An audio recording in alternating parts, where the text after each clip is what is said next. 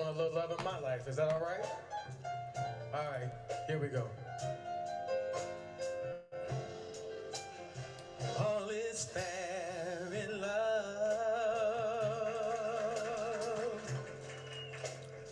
Love's a crazy game.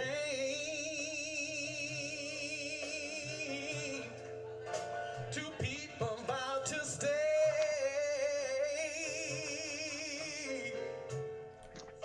in love. That's one they say,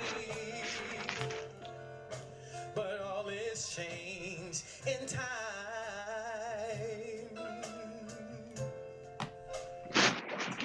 No one can see the road we leave behind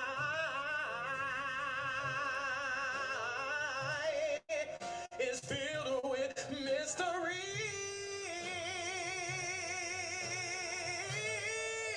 Said all is fair in love. I had to go away. A writer takes his pen and writes the words again, 'cause all in love is fair. Y'all like that?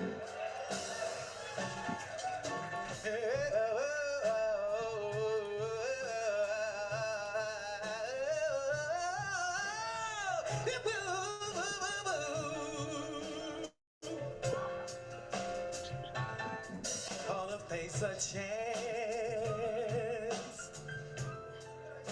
It's either good or bad. I flipped the coin to say,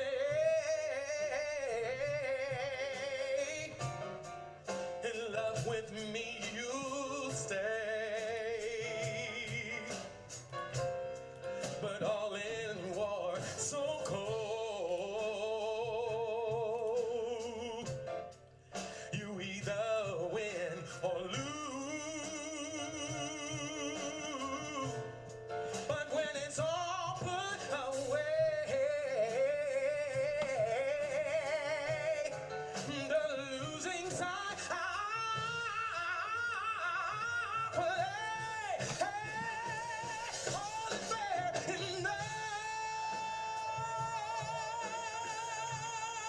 I should have never left your side.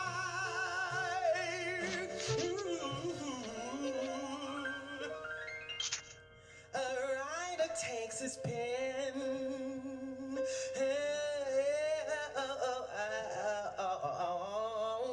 the words again. All in love is there.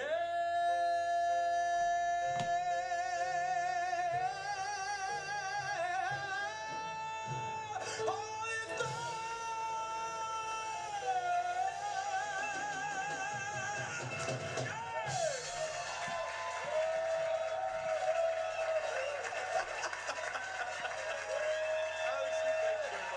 Keith Borden!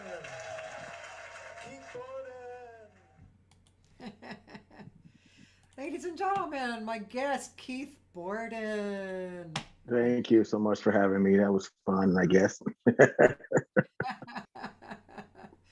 I thought it was fun. You know, at the end, it's kind of funny. I started laughing because someone threw a shoe at me. I don't know what you know about, but What happened to like underwear? I don't know. Somebody had a shoe. I think it was Alex Mahaj or something, because someone said he threw a shoe. And then later on, we joked about it. He says he like wears like a 10. I go, dude, you could have killed me. But yeah, it hit that little note. And then he thought, in some of the African American circles, we like to throw things, or, if you say something, but it's usually a napkin. I usually have napkins thrown at me, not a shoe, so that was funny. Anyway, that's why I laughed at the end. No one knows why, but if you look at the bottom, I looked down and went, oh my God, they threw a shoe. Anyway, it was funny. Excuse me. I think it's funny right now. No, well, get you some water while you're laughing there, coughing. Get your little coughing, laughing combo going there. I know. I know. So Keith Borden, man, um, Keith Borden is kind of a force of nature, as you can see, and and you've had you've had a lot of amazing experiences, um, and in more recent years, you've created a nonprofit organization, which is really, it's a beautiful thing, very commendable. Let's Thank talk you. about that first, and then we'll go back to it later, but let's talk about that first. Okay. So tell me how it's called the musicrx.org. That's correct. Yeah, tell us about it. Well, as a singer, I've always given out free tickets to my shows. I've worked for a lot of charities over the years, or have done fundraising for a lot of charities. And sometimes I'll volunteer and I take food to people and I do things on, in a goodwill fashion. And as I meet those individuals, I would give them a ticket, say, hey, I got a show coming up. You want to come? And they would go, yeah, yeah. But of course, I'd only do it if they could come, but then they bring a caregiver. 30, 40 people, me giving free tickets away start getting expensive because I wasn't making money anymore. But the ideal of what I was doing was wonderful. There was this one gentleman that made me go into Music RX, though, that made me come up with the idea that it needs to go further. And he came in a wheelchair because I invited him and his caregiver. And he started crying and he said, Keith, you have no idea. In 6 years, the only place I've been is to a doctor's office. And he said, you made me feel like a human being tonight. Just allowing me to sit here like everybody else with my suit on. I don't care if I'm in a wheelchair. Man, you have touched me and I will never, ever forget you. And we cried together. I was actually crying with the guy. And I walked away and I said, man, music is something, man, powerful. It's, and it touches folks' lives and, and it gives them a moment of a musical diversion for a moment. We can't change their situation, but we can certainly give them a night out. And of course, we all know as singers what music can do. I'm sure every one of us have heard someone say, oh my God, that song really touched me, or oh my God, what you did was phenomenal and I'll never forget it and it made me cry or whatever. Well, that's what music can do, and it has a healing effect to it. So yes, because of that gentleman, I said, you know what, nonprofit, we went through the pandemic and that's when I really started forming it, knowing that I couldn't do anything because the idea was to purchase tickets on behalf of chronically ill individuals and clinically depressed. I want to make sure we say that because people don't understand it's clinically depressed as well. And send them out on a night of music, whether it's to a concert or whether it's a musical theater or whether it's a symphony, because we know the healing powers of music. And so that's what we're doing. And we also distribute, individuals have given us tickets. Luckily, we've connected with other charities now and some other organizations who are giving us tickets so we don't have to hustle so hard to raise the money because it becomes expensive. You can imagine going to Fantages, $55, $65 seats on the average. That's probably not the best seat. And so we've had the individuals that we've taken to the Pantages or to the Amazon, and they cry. They go, I could never afford this. There's no way in the world I could sit here. Thank God for you. And I go, no, don't thank God for me. Thank God for the supporters of Music RX because they're making the difference, and we're just channeling it through to you. So that's about it. It's not a whole lot more to say because that's the essence of it. But it's a wonderful idea, I think, and we're unique. I do believe, as a matter of fact, we did some checking. We're the only ones in the country doing this. There's no nonprofit that's purchasing tickets on behalf of sick individuals or chronically ill and sending them out to a night of music. We are totally unique in that way. I've never heard of anything like that.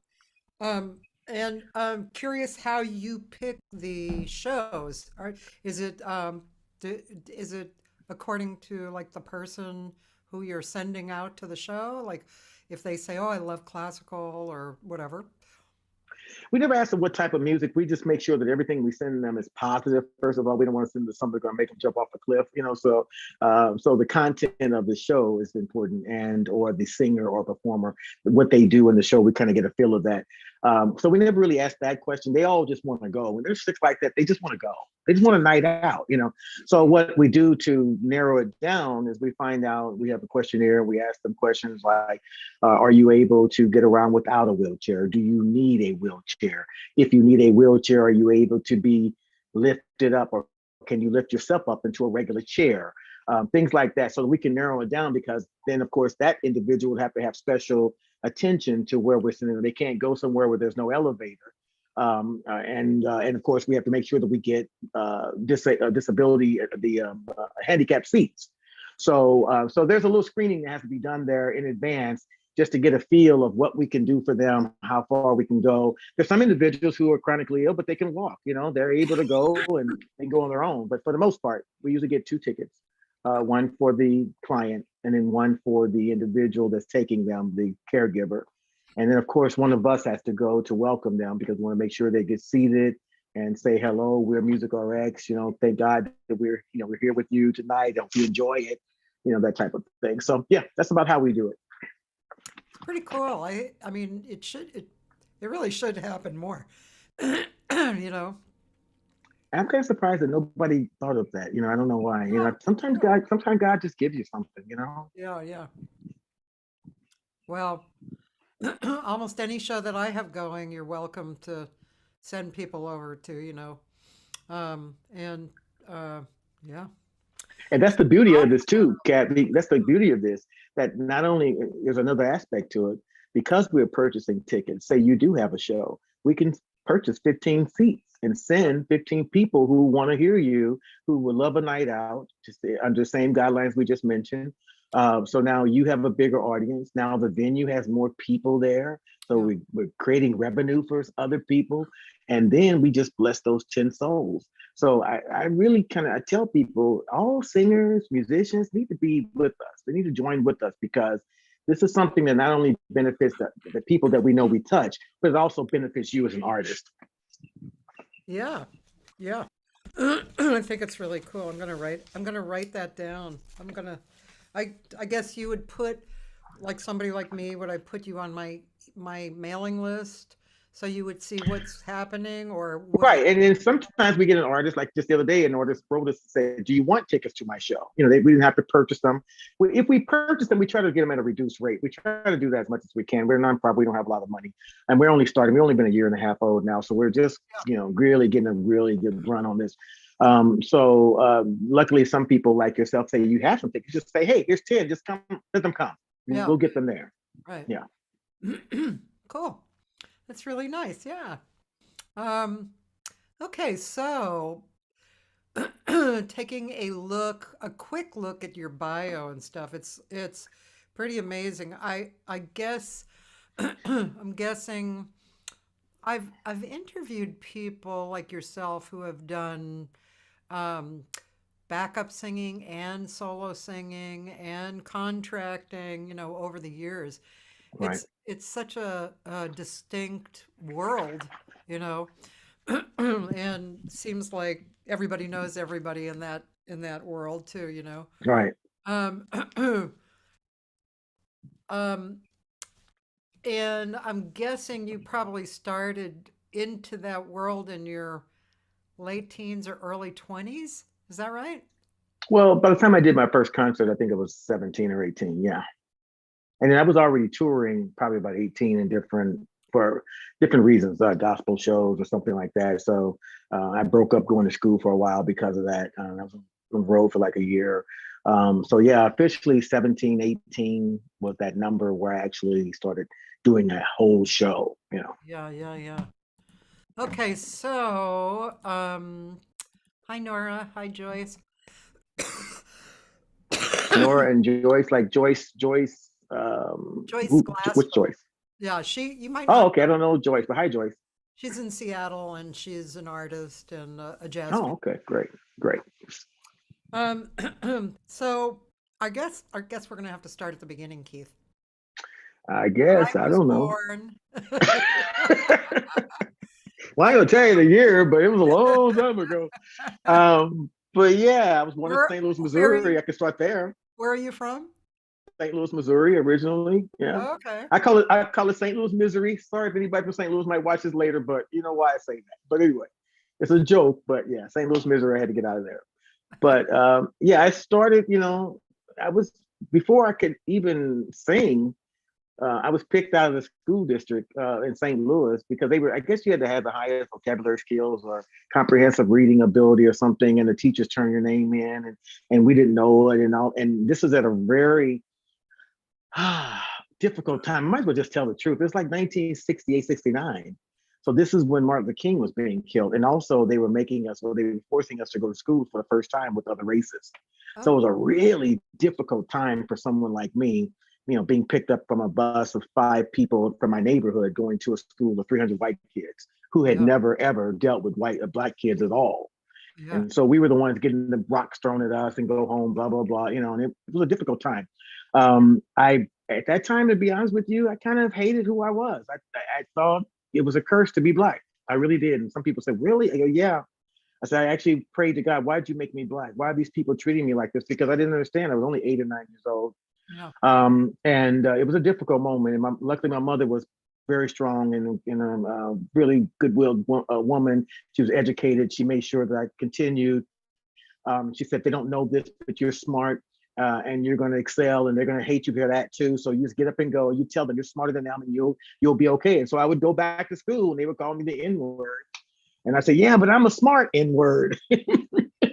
And I was getting like all the A's on all my tests. I was like passing everything. The principal pulled me in the office, goes, hey, there's a white principal. He goes, what is this? And I go, what? He say, are you cheating? And I go, why would you say that? And he goes, because you getting straight A's. And I go, yeah, and he goes, okay, so your mother's a teacher, right? So did she help you? Is she cheating with you? And, no, we're gonna call your mother at her school right now. Okay. And I'm sitting there confused, and he calls her. And my mother tells me the rest of the story later. She says, first of all, don't ever call me out of my class again. And second of all, you get used to it because there's going to be 4 or 5 more of them who are just as smart as he is. Because what happened was my mom taught us how to read and write before we went to kindergarten. So when everyone else was doing the A, B, C, I was bored. I was like, I know how to read a book. So we were ahead of that. So it kind of kept going. And my mother knew that, but the kids at that school didn't know. So I'm trying to fast forward. One of the teachers, who was white, turned my name in to that school system and said he's one of our brightest ones. And so they chose 6 children out of the entire school district. It was about 4,000 kids. And I was the only black child that they chose. And they sent us, like we would do half a day at school. And then the other half, a car would pick us up and take us to the radio station. And we would do commercials. We would do voiceovers. We would do viewpoint kind of a thing. Plays and skits. It was a whole different world when I went to the radio station. All of a sudden, and these were run by white people as well, they were treating me like a king. Hey, Keith, so you got it right in front of you. You want to rehearse it or you want to just do a code? I go, I want to do a code, and I read the script and they go, wow, Keith, that was great. You did it in one take. Oh my God. It was a different contrast compared to what I was just facing with the same color of people at school. So it kind of saved me, let me know that everybody wasn't like that. Yeah. It made me have something to feel good about, Now I'm proud of myself. My mother was proud. She was a school teacher. Now she can play me on the radio to her students. They didn't believe it. That's my son. Oh, it's not Miss Borden. You're lying. And at the end, they say the part of Brad was played by KEITH Borden. They go, oh, Miss Borden, that's your son. Oh my God, how did they do that? So I became a little sensation at the age of 9. And all those white kids, I hate to keep using that name, the white kids, but the other race, I don't know how to say this. I don't want to offend anybody, but not my color. They couldn't understand. Where you going, man? I'm going to be on the radio, dude. No, screw you. You'll hear me later. So I became empowered, Yeah. So I think God did that for me because he needed to let me know it's not a curse. No, you're blessed. No, you're intelligent. No, you're a gift. You have no idea what you're getting ready to do. So it was the beginning of everything for me to start on the radio. So yeah, I couldn't even sing yet. So there you go. Wow. That's pretty intense, man. Yeah, it's very intense. And Keith, you should write a book. I did I've written a short film. It's just not ready in screenplay format yet. Yeah. It's very interesting because it goes through all of that and that during that time and Martin Luther King being shot, my reaction as a child, the whole thing, and my mother saying, "Go back to school, you'll be fine," and her strength, and my crying and then this is the next part I have to say, because I cried so much, Cathy, that's when I found out that I could sing, because I would go, I would cry like, "Oh God," and I would say, "Why did they hate me so bad?" And all of a sudden I looked at myself and said, "You just do that?" So in my tears, I started weeping and crying. So that's how I think. I don't know if anybody believes in God, but I think that's how God works. He let me know, okay, now you're on the radio, but now you found you can sing. What? I didn't even know. So it was my pain that brought me through that. So what a wonderful story. Yes, really a wonderful story. So there would be a movie about triumph being put down, but picking yourself back up, and and seeing it through the eyes of a child at that time. Good story, man. Good movie. Yeah. There's a lot more, but you got to keep it in the story. But oh boy, I like it. Yeah, baby, it gets deep. Okay, so you're on the radio. You're growing in your confidence as a human being, and you are 10, 11. Probably, yeah, because I was on the radio for a couple of years, so I know that was at the age of 9. So radio till about 11. Still in St. Louis, right? Still in St. Louis, and but So were you branching out into at that time? Were you singing in church, or were you singing what? yeah, one day You my had a mother heard me gospel singing. background, right? Yeah. My mother heard me singing in the kitchen, I guess. I don't know. And I wasn't really singing because I still didn't know I could sing. My sister who recently passed, we thought we invented harmony, because she could sing too. We really did think we invented it, man. We didn't know what harmony was. We both had high pitched voices like Michael Jackson, and we used to laugh because I said I have a higher voice than you do, because we could sing like you. And so then we tried to not do the same voice. He said, "Why don't we hit? Can you do this?" And then we hit it. It was like, "Wow, that was beautiful. What is that?" It was called harmony. But we didn't know. So my mother heard me doing that, and she goes, "You can sing. You should sing. I'm gonna put you in the church. I'll let you sing in front of people." So one day, yeah, she put me in front of the church, and I sang, and the people went crazy. And I didn't know why. I just singing, and I guess that's when I knew for sure that I could sing, But yeah, it took my mother once again to push me to do that. And yeah, so then I'm singing in the gospel churches. Later on, I get it's so much in my story. I don't even know how to connect some of this, because it just keeps going, more singing, more churches. But then that got me on stage with a lot of gospel plays that were touring, with famous gospel singers, and that opened up a lot of doors to me. A lot of people knew who I was in the industry. Never famous. I've never been famous, I guess, but I guess well known, and even from 9 years old. So there's some people in St. Louis who've been following me forever that think I'm somebody, because they know these stories and I'm still here. But yeah, later on, I started singing, doing my first concert. My first concert was okay. I sang. I got a chance to sing with Patti LaBelle by a freak accident, and then later on, I sang with her on something else. But when I was there singing, I had a flyer because I was going to do my first show, and I had an old-fashioned flyer in my hand. I had a lot of them. I didn't know I was going to do this, and so I sang, and everybody went crazy on stage with me on Patti. So when I got off stage, everybody like, "Who are you? Who are you?" So I started passing my flyer out. "Hey, I'm having a concert," blah, blah, blah. And they all came, man. It was like. Wow. It was like 1,500 people. I remember I was in a limousine. I don't know why I got a limousine. I don't know where that came from. I wasn't even ready for that for life yet. I think I was thinking too much of myself at that point. But anyway, I'm in a limousine, and I'm wondering, we're late. I'm going to the driver. "Why can't we get through? What's going on, man? I'm gonna be late for my concert." He goes, "I don't know. It's just a whole lot of traffic." And then when we finally get in there, they go, "It's because of you, dude. These people are here. There's all this traffic and shit." Wait, now what kind of a venue were This you was a church. first gig? Oh, a church. Yeah. Interesting. Yeah, and the church usually holds about 1,000 people, and it was just overflow. They were downstairs watching closed circuit TV. They were standing around the walls, and I just didn't expect that. I just didn't. I just thought, but then they were coming because I sang at that big venue where I sang with Patti, so they all started coming. Everybody thought Patti was coming. I'm like, I don't know her like that. So, but yeah, so that was my first concert. That was probably 19, 20. That was my first full concert. So then I thought I might be onto something. Hey, these people are coming, man. So yeah. I don't know where to take it from there because I can say the next thing happened one day doing a concert again, and it was another big thing. And there was a lady in the audience, and she came up to me and she said, I love your singing, but I love your speaking voice. Have you ever done radio? And of course, I started laughing because I'm thinking, yeah, when I was 9 years old. And she said, well, the reason I'm asking because I have a radio station, WCBW, which is still on the air right now in Illinois. And I would love to hire you for being a radio host. Would you be interested in something like that? I said, sure. So all of a sudden now I'm a radio show host on a big station. It is my show, my radio show now. Oh, cool. And I'm interviewing famous people, Marvin Wine of the Winans and people like that. And man, I had so many. I should have wrote down some names, but I can't remember. Who cares?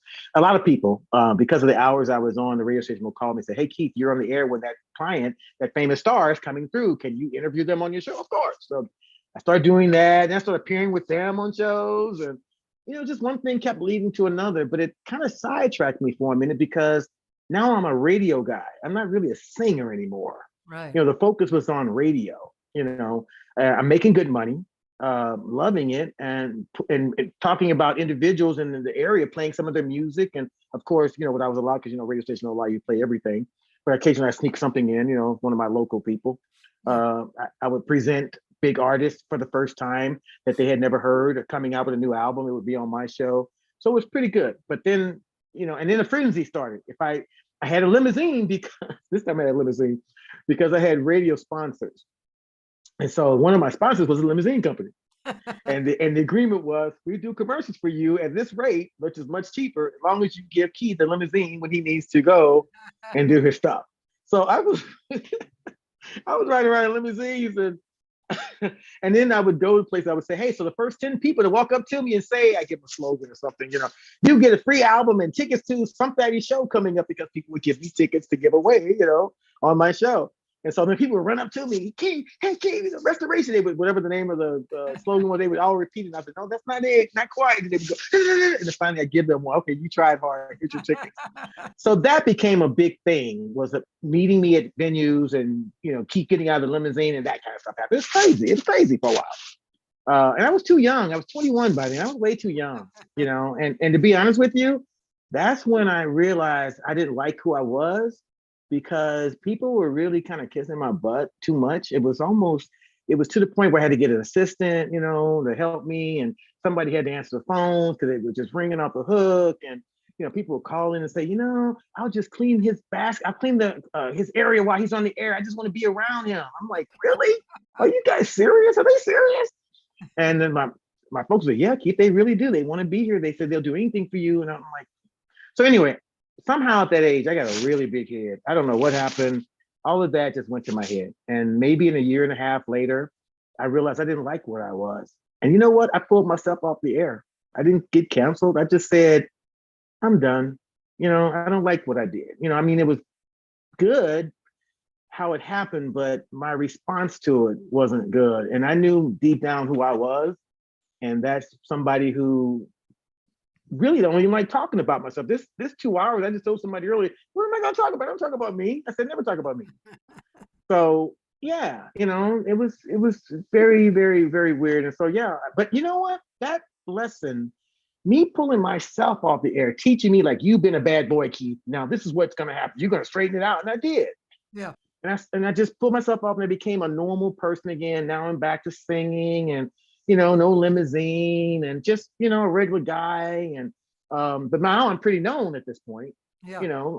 So I had to really watch what I did and where I go and all that kind of stuff. And I remember I was in the store one day and somebody recognized me from a newspaper article, and I didn't want to be recognized because I was doing something I shouldn't have been doing, buying a certain something I shouldn't have been buying. And they said, hey, aren't you Keith Borden? I go, no, I'm his brother. I actually lied. I'm his brother. She looked at me, she said, no, I just saw the newspaper article, that's you. And I'm trying to hide the item I'm getting ready to buy. And I put it back because I can't do this because I don't want people knowing some things about me. I just leave it at that. So yeah, it was kind of crazy. You have goals. You say, okay, if I sing at Powell Symphony Hall, I made it. It's like 5,000 seats. If I can do that, one appearance, I'm good, or if I could sing in the Fox Theater, you know, in front of everybody, that's great. And I started doing those things for various reasons. And it got to a point where I got bored with that. Even when they were exciting to me, I would go, wow, they're calling me from the Fox, what? You know.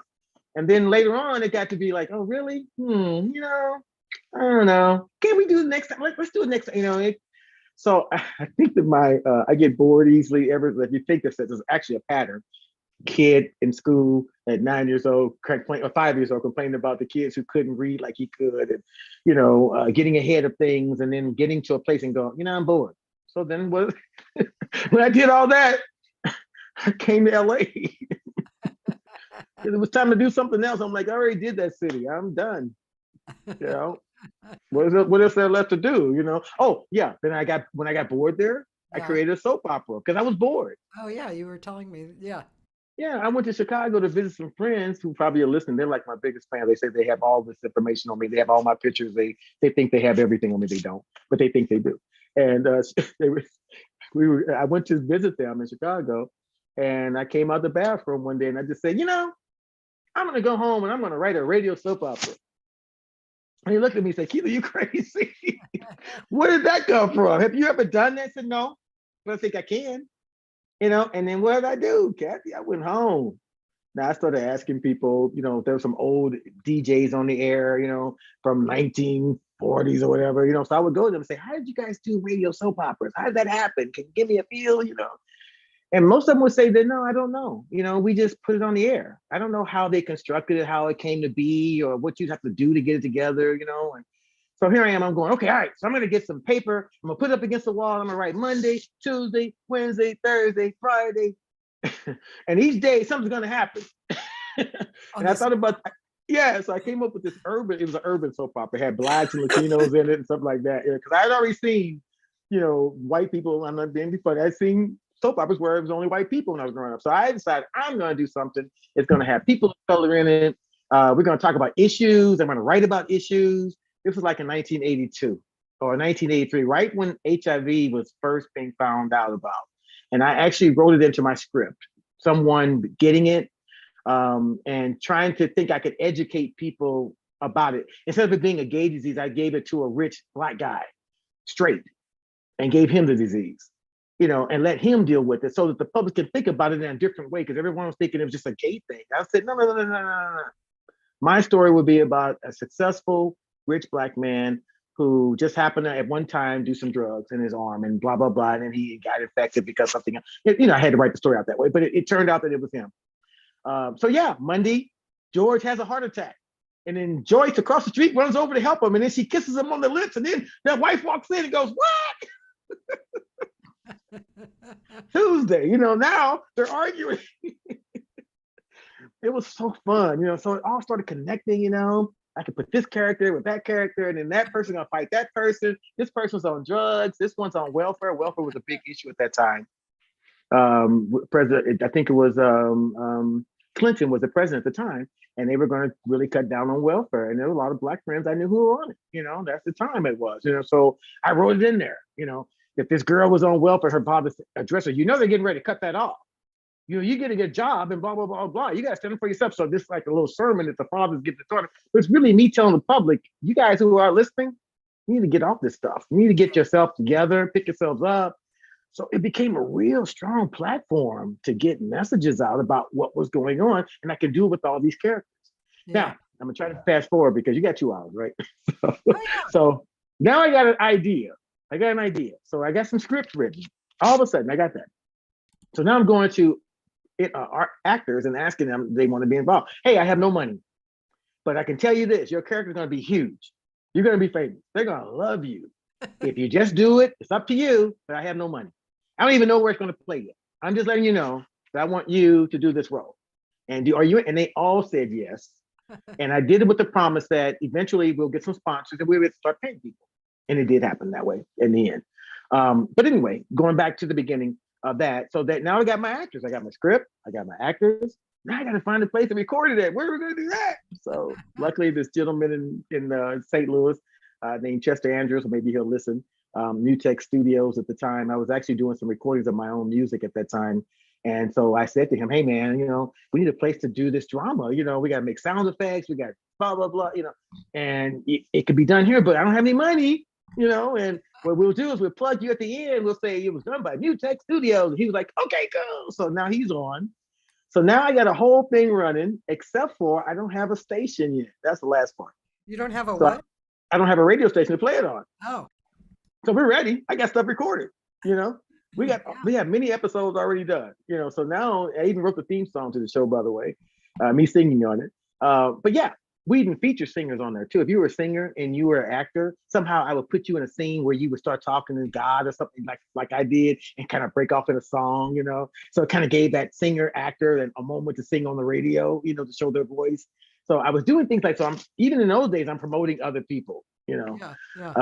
So now I go to like 3 stations. The third one said yes. I went to him. I said, you know what? I'm going to make your station totally. People are going to be listening that never listen to you. Your audience is this, and I'm going to bring in white people and Latino. I'm bringing everybody in, and he believed it. He goes, he's okay. What do you want? I said, I need 15 minutes every day. I said, just 15. And I said, but I wanted to be doing prime time traffic. I said, like 6 p.m. to 6:15 p.m. I said, that way I'll have a captive audience, which is actually kind of funny. I actually have a captive audience. They'll have to listen to me. And that's what it was. And so Monday through Friday, people tuned in and they couldn't wait. The theme song would play. People would say, my kids jump up when your theme song comes on. They know your theme song, and then on the last episode of Keith Borden's Radio Theater, that we recap, it's called Keith Borden's Radio Theater if anyone wants to check it out. But yeah, so then, and he gave all those credits that part of Brad was played by that girl who we said we'd make you famous. She got a name out there. And now people are running to us up on the weekend because Friday was always the end of the week. And now it's like Monday, some cliffhanger. Keith, what happened? Oh my God, I heard someone get shot. Did George get shot or was it the girl? Who got? You have to wait till Monday. And they did. They did. It was in the newspaper, Soulful Soap, And so here I am doing something else that had nothing to do with singing, just me, just being bored and coming up with a project. I do this all the time. I'm still doing it today. So different projects like that. I come up with something, and all of a sudden there it is. And I make it happen. So yeah, that was St. Louis. But by the time I had done that with all the radio shows I'd already had, WSTL or something, or WESTL, I think it's WESTL I was on, KIRL, and then WCBW. And I think there was one more, I can't remember. I DJ'd on or had my show, my radio soap opera on, or had my own talk show, So it's a number of things that happen to radio. But yeah, after that, that's when I got bored. Because I pulled that off too, Cathy. I pulled it off the air. I don't know why. I did it for 2 years. That's interesting right there. Okay, I'm going to interrupt you. Okay. Because I want to play something, and I also need to excuse myself for a moment. And, okay. As you can figure out why. Right. Will I be gone too? Because I can go. You can also go, but I'm just getting up on YouTube the Here's to Life. So, yeah. So here's what people are saying, and you can also excuse yourself for a moment as well. I'll just stay here. You're talking about the song. Now, this is my song. All right. I'm going to hear it, but I have to go. Okay. No complaints and no regrets. I still believe in chasing dreams and placing bets. But I have learned that all you give is all you get. So give it all you've got.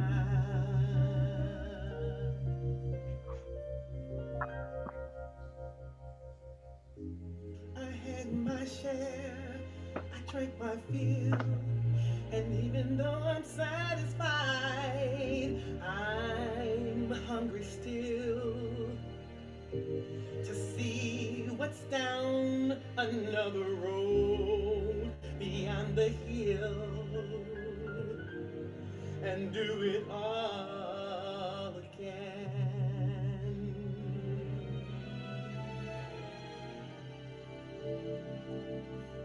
So here's to life,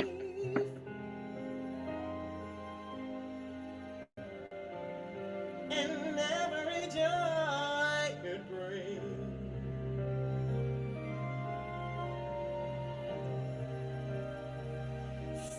here's to life,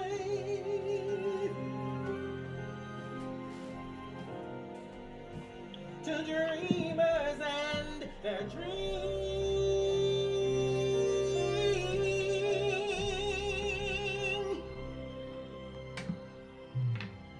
Funny how the time just flies.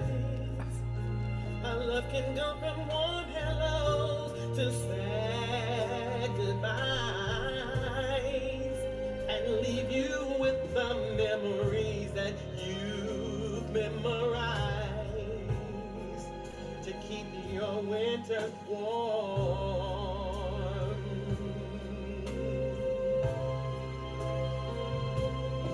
But there's no yes in yesterday, and who knows what tomorrow brings, or it takes away. As long as I'm still in the game, I want to play for laugh, for life, for love.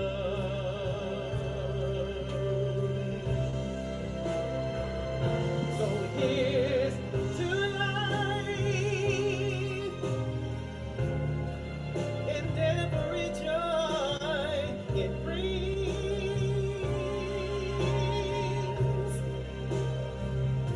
So here's to life, to dreamers and their dreams.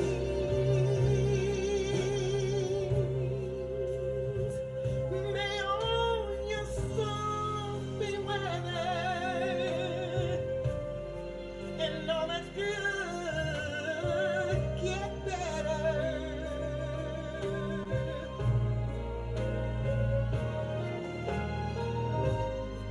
Here's to life, here's to love, here's to you.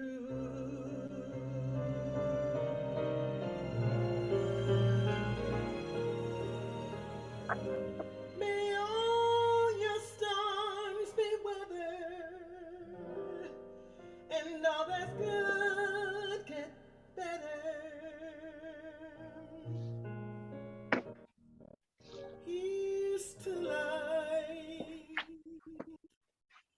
here's to love, here's to you.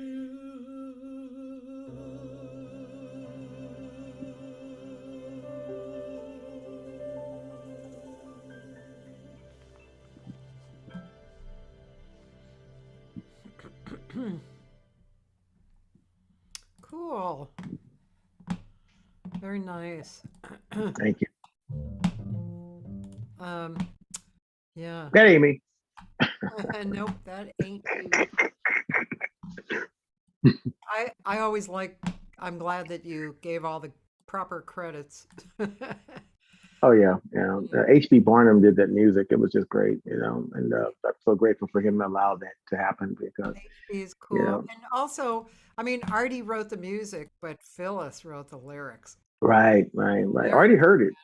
By the way, I really liked it. Oh yeah, I'm sure. Yeah. Actually, one time I was in an audience with Artie when someone was singing it, and the someone was so horrible singing that song. Wow. Afterwards, I had a friend from England there, and she went up and said, that's a great song. And he said, yeah, it's really hard to hear it when somebody doesn't do it well.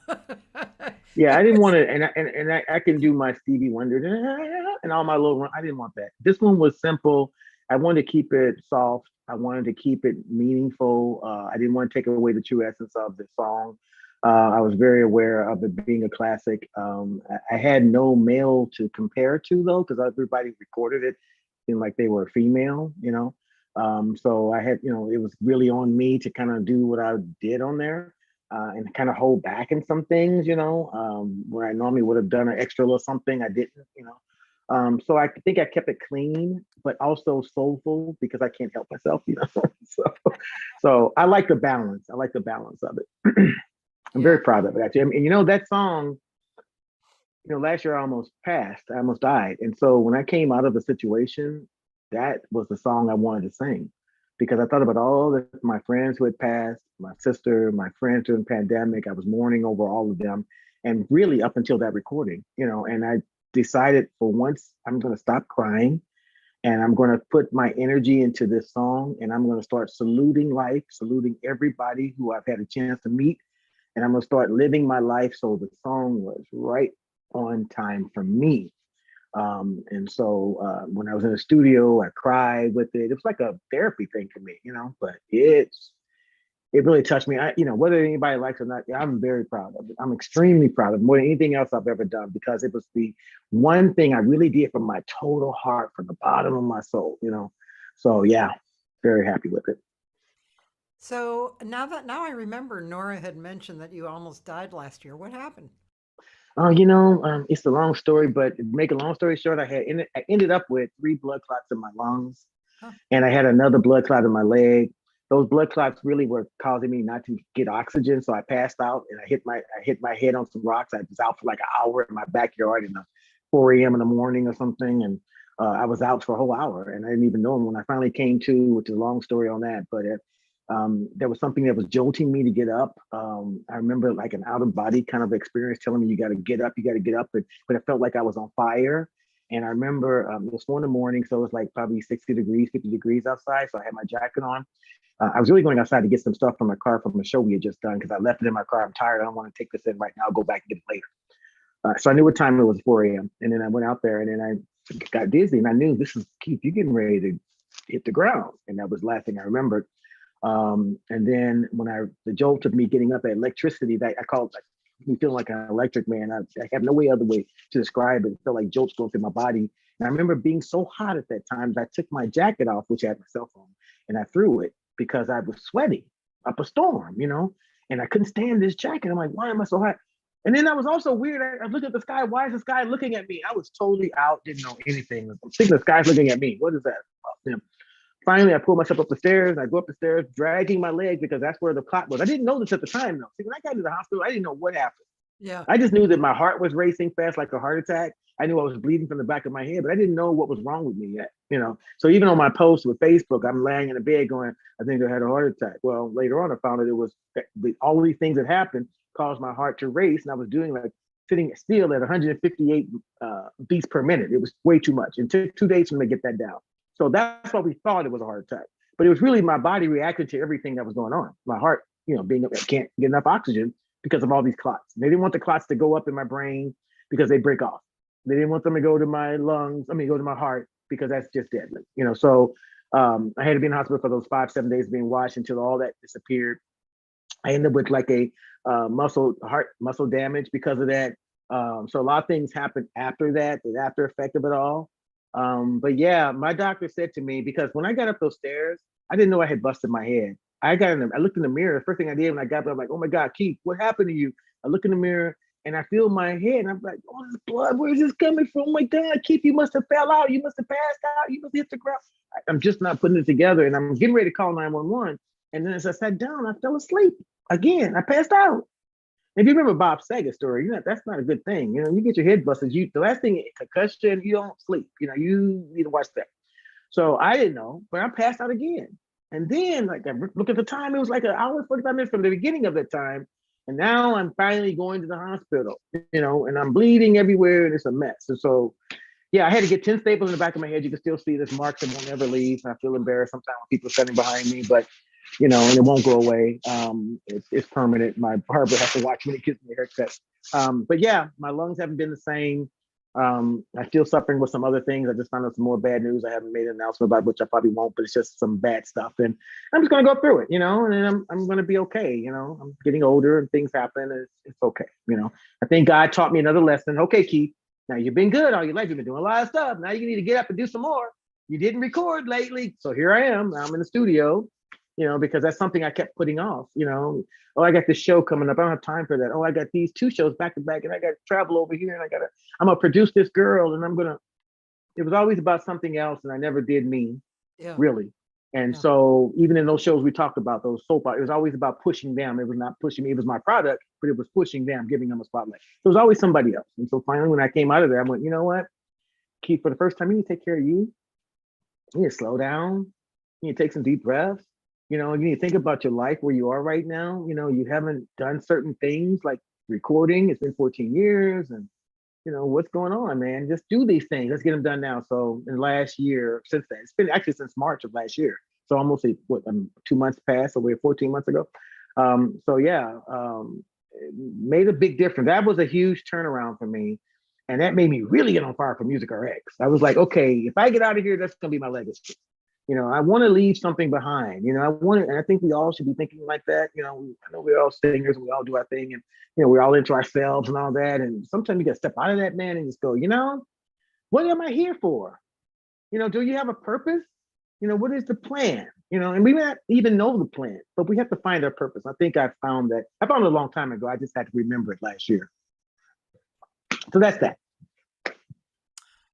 Okay, well, that's pretty challenging. Yeah. Yeah, I mean, personally, I'm a person who sees lessons in everywhere, Oh yeah.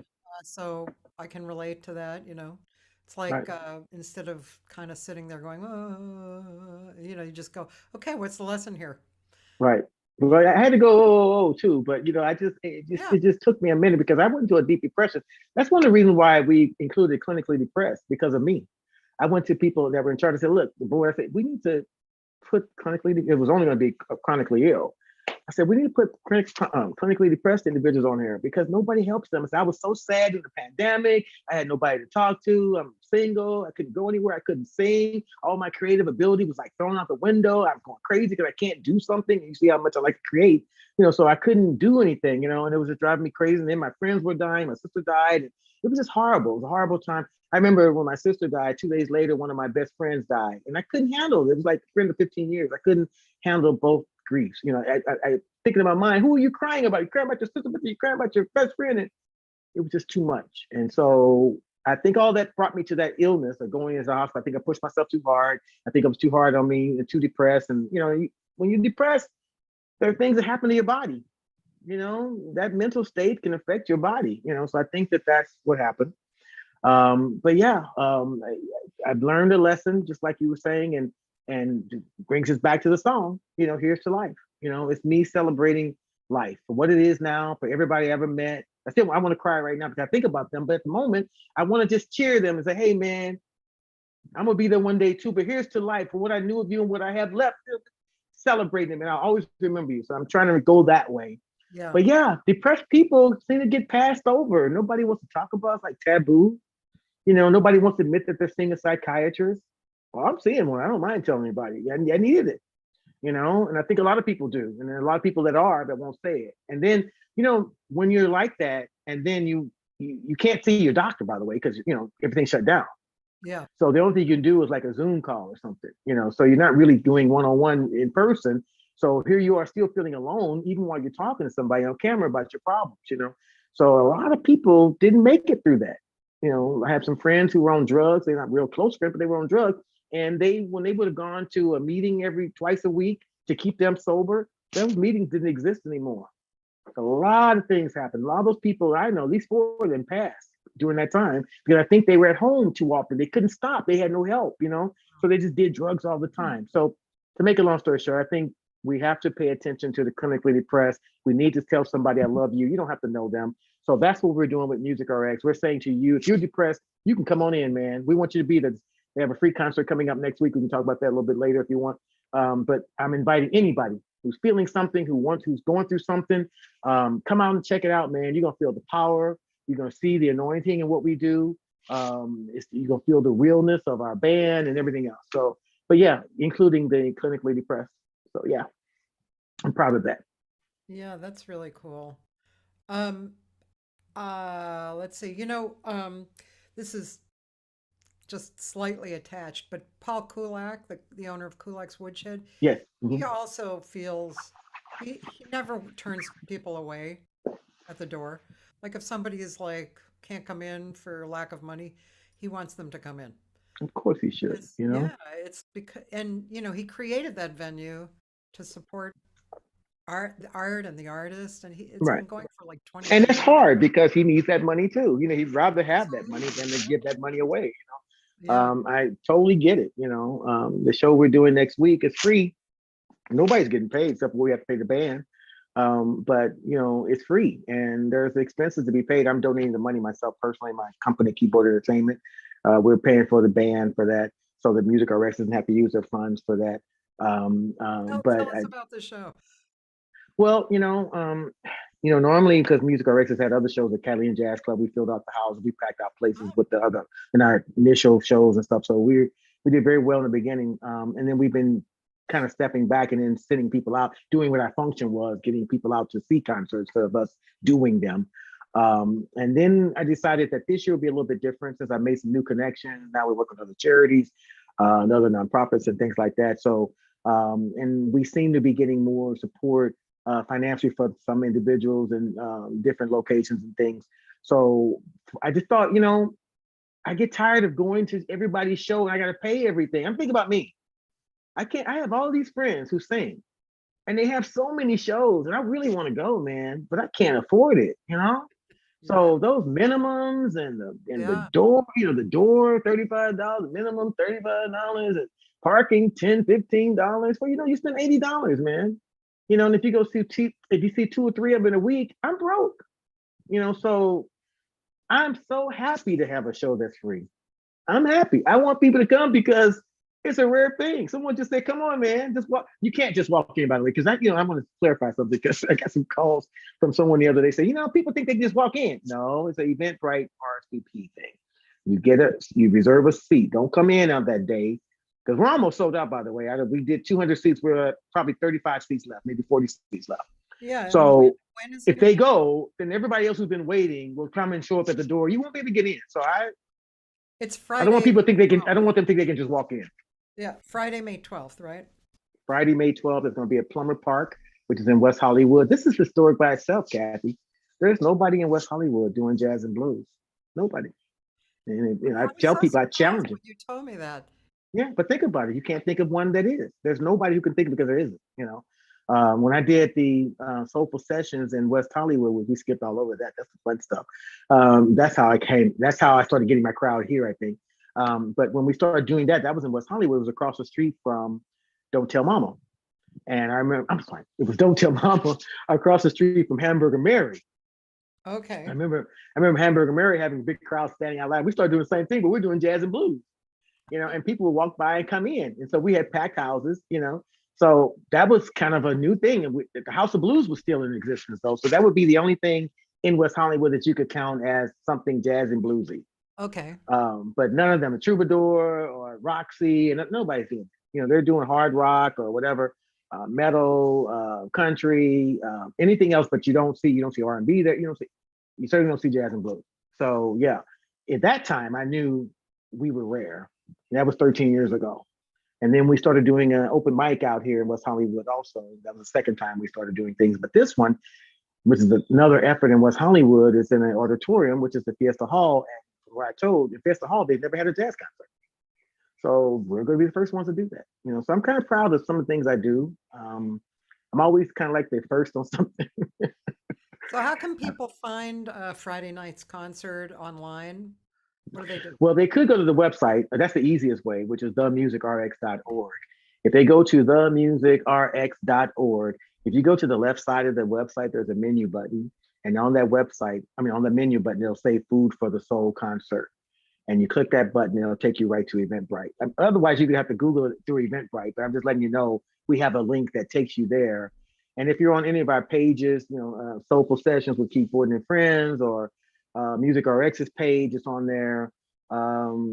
Jazz and the Blues is on there. It's various pages is on with the Eventbrite. But I would say the easiest way, simple, is just to go to the website, themusicrx.org. Go to the menu button on the left, look for the Food for the Soul, click on there. You can get up to 4 tickets, but I think we're getting ready to change that because we're running out of seats. So at first it was 6 seats available, then it went to 4 seats available. Now we're probably going to 2 seats. I would say if you want to come and you think you want to bring somebody, you should do it now. Yeah. You really should do it now. People like to wait till wait till the last minute. I don't understand people. Anyway, whatever. There's only 40 seats left, people. So And it's who's up in to the you. concert? Wow, Charlotte Pope, first thing to come to mind. She's the first one that comes to mind. Charlotte is a wonderful singer. We just recorded Charlotte. Music RX is doing some other things as well. It's sponsored by through my company, KEITH BORDEN Entertainment, and through Sully Stone Records. We decided to put our money together and do some songs for Music RX because the ultimate plan is that we're going to do a CD that will have a number of songs that we're going to give to our clients. When they go to see a show, we're going to say, here's one of our CDs. Listen, this is going to be great music. Take this home and listen to some good music. So now they get to see the show live somewhere, but now they got a CD to take home.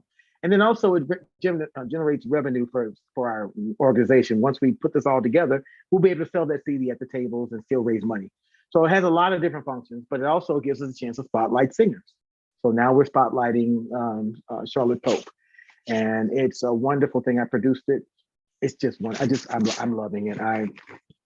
She makes me cry on this song. I'm sorry. That's so hard for me. Nobody does it. So rare when I cry from someone singing, man. I'm kind of hard, because I know I sing, and and it's a certain, I gotta have a little something, so I kind of know, and so it's hard for a person to impress me. There are people who do. Don't get me wrong. I'm not trying to sound like it's not, but it's just not often that I go somewhere and I hear somebody go, wow. I just don't do that, so I'm going wild with her. She's something. So anyway, she's on the show and she's going to be doing her single that night. So there's a way to support that. We have a preview, like a premiere.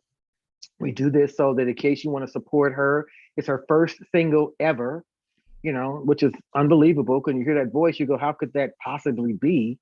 But yeah, her first single ever. So she put it on her page. If you want to hear it before it goes public, before it hits social media, make a donation to Music RX. So yes, we're generating funds from that too. And people have supported her in a great way. And so if you want to hear it, you got a couple more weeks before it goes somewhere else. But 2 weeks from now, it'll go public. But why not support Music RX and support her and put it on her page and on the comments? I love you. Thank God for you. What a wonderful, they've already doing that. I looked at some of the comments the other day. And people are just going crazy over her song. So that's another project for Music RX. There's so much going on with me, I tell you, but another layer of what we want to do. And so now, besides her. I'm going to interrupt you for a minute. Okay. If you ask Charlotte Pope, ask her, say Cathy Segal-Garcia, and she'll smile and she'll say, Cathy Segal-Garcia over the last 10 years has tried to kick me in the butt to get out to sing. Because I agree with you. She's a really, really gorgeous singer. Beautiful. Yes. And she always, from the first day I heard her to this day, she's a quality singer. Yeah. Her voice is like butter. Just butter, like melted butter. It's not just her voice, right? It's her phrasing, what you want to hear in a really good singer. That's what you hear. Right. And she's got that old school flavor, like the old 40s and all that. So it's just amazing. I'm so happy I had something to do with it. To have my name on there as a producer really made me feel good because it's a great product, So I hope you guys will support her and will go to the link under her website or her page and you can make a donation of any size. We had somebody send $5 the other day, somebody sent $100, somebody sent we're not asking for anything in any particular amount. But it's just saying to Charlotte, we love you. And we're also loving Music RX. I'm so glad you did this. Here's a donation, and so everybody benefits. Charlotte's other here, people? by the way. She's Charlotte's here, by the way, and she's making little comments. And let's see. Are they good comments? Linda Sam is here. Mary Bo. Okay. Mary, I love Mary. Mary, one of my favorite singers too, but we'll talk about this another time. Yeah. Mary's an outstanding person. Yeah. And Taylor, I see all your questions. I'm just waiting for like an open moment. Here's an open moment. Go for it. Well, Taylor's a guitar player. He's at North Texas University, and he has lots of good questions when he comes on here. But I kind of watch where I put him in because they weren't kind of going along with our flow yet. However, here's a good one. Is there anything you can talk about in terms of how you've worked on maturity for yourself don't laugh, and applying that to the music industry? First of all, I never grew up, so I don't know what the word mature I, means. I That's figured for real. something like that, yeah. That's for real. I am a jokester. I'm too silly. I love having fun. Listen, you go to my car right now, I got a kite in the back, because I want to go fly a kite when I want to. I got a frisbee in them. I'm serious, and I'm 60,000 years old. But I don't think he meant it that way. But if we're going mentally, that's what I would say. Yeah. Maturity, yeah, I've learned, man. I've changed because even when I started singing gospel, if you listen to some of my old gospel stuff and you hear that Here's to Life, you'll see a whole different evolution there. It's a whole different approach. It's a whole different way of singing. I'm using my higher tones. When you're doing gospel music and things like that, which is really difficult. That's hard in your voice. I'm just giving small example of that. But that's hard in your voice, and it's okay. Go for it. You can be a gospel singer all your life. I can sing gospel when I need to. But I had to break out of that and learn how to just sing jazz. Not do the gospel, but now don't get me wrong. There'll be a gospel moment there somehow because I'm spiritual. So it's going to peep out of me somewhere, But for the most part, I had to learn, come out of the church and do some jazz, do some George Benson, do some of the, I had to sing I learned some Andy Williams and stuff. I mean, I just started doing more in that. And now I've learned how to use my higher register. Since last year, man, my voice has grown. I can't believe it's gotten higher. That's kind of weird at my age. So, I think I have applied some maturity as far as learning how to adapting to singing and bring it to this day. Yes. Now, I think he also, part of that sentence was applying that to the music industry. So I'm not sure.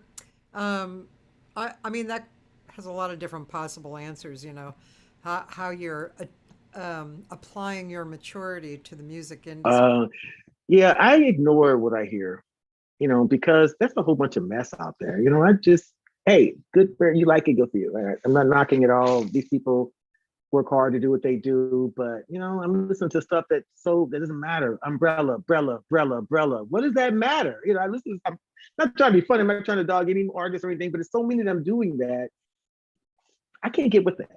So I kind of ignore them. Do me. I'm going to do me. I'm not changing on that. I don't ever plan to be a superstar. I'm beyond that now. You get to a certain age, you go, I'm not going to be a star. It's too late. So you just do what you love. I'm doing what I love, and I'm not worried about it. Could you move over a little bit? Move over like this? Yes. Okay, I'm sorry. I wonder, is it really like that, or is it just me? Because the angles. Anyway, I'm here. I'm sorry. Also, I'm gonna get closer to the camera. How about that? No, that's scary. That's scary looking. I'm gonna go look for some more music too. So maybe you can help direct me, because I did get that. Well, what you should probably do is do the soap opera. It's only like 7 minutes, but it's like snippets of my old soap opera. And then maybe some of the people from the old days are listening, they'll hear themselves again, because in those days there wasn't the internet, or if it was, we didn't have it. Nobody had computers. They were huge and whatever. I was thinking 1982. I don't know what that was, but so I never was able to. I have to this day like 200 episodes still in my closet. They were all on cassette. Isn't that crazy? Is this it right here? It says KEITH Borden's Radio Theater. Yeah. It was called KEITH Borden's Radio Theater. And so that's just a compilation of, you hear my opening, that's me singing, called Father's House. But yeah. Okay.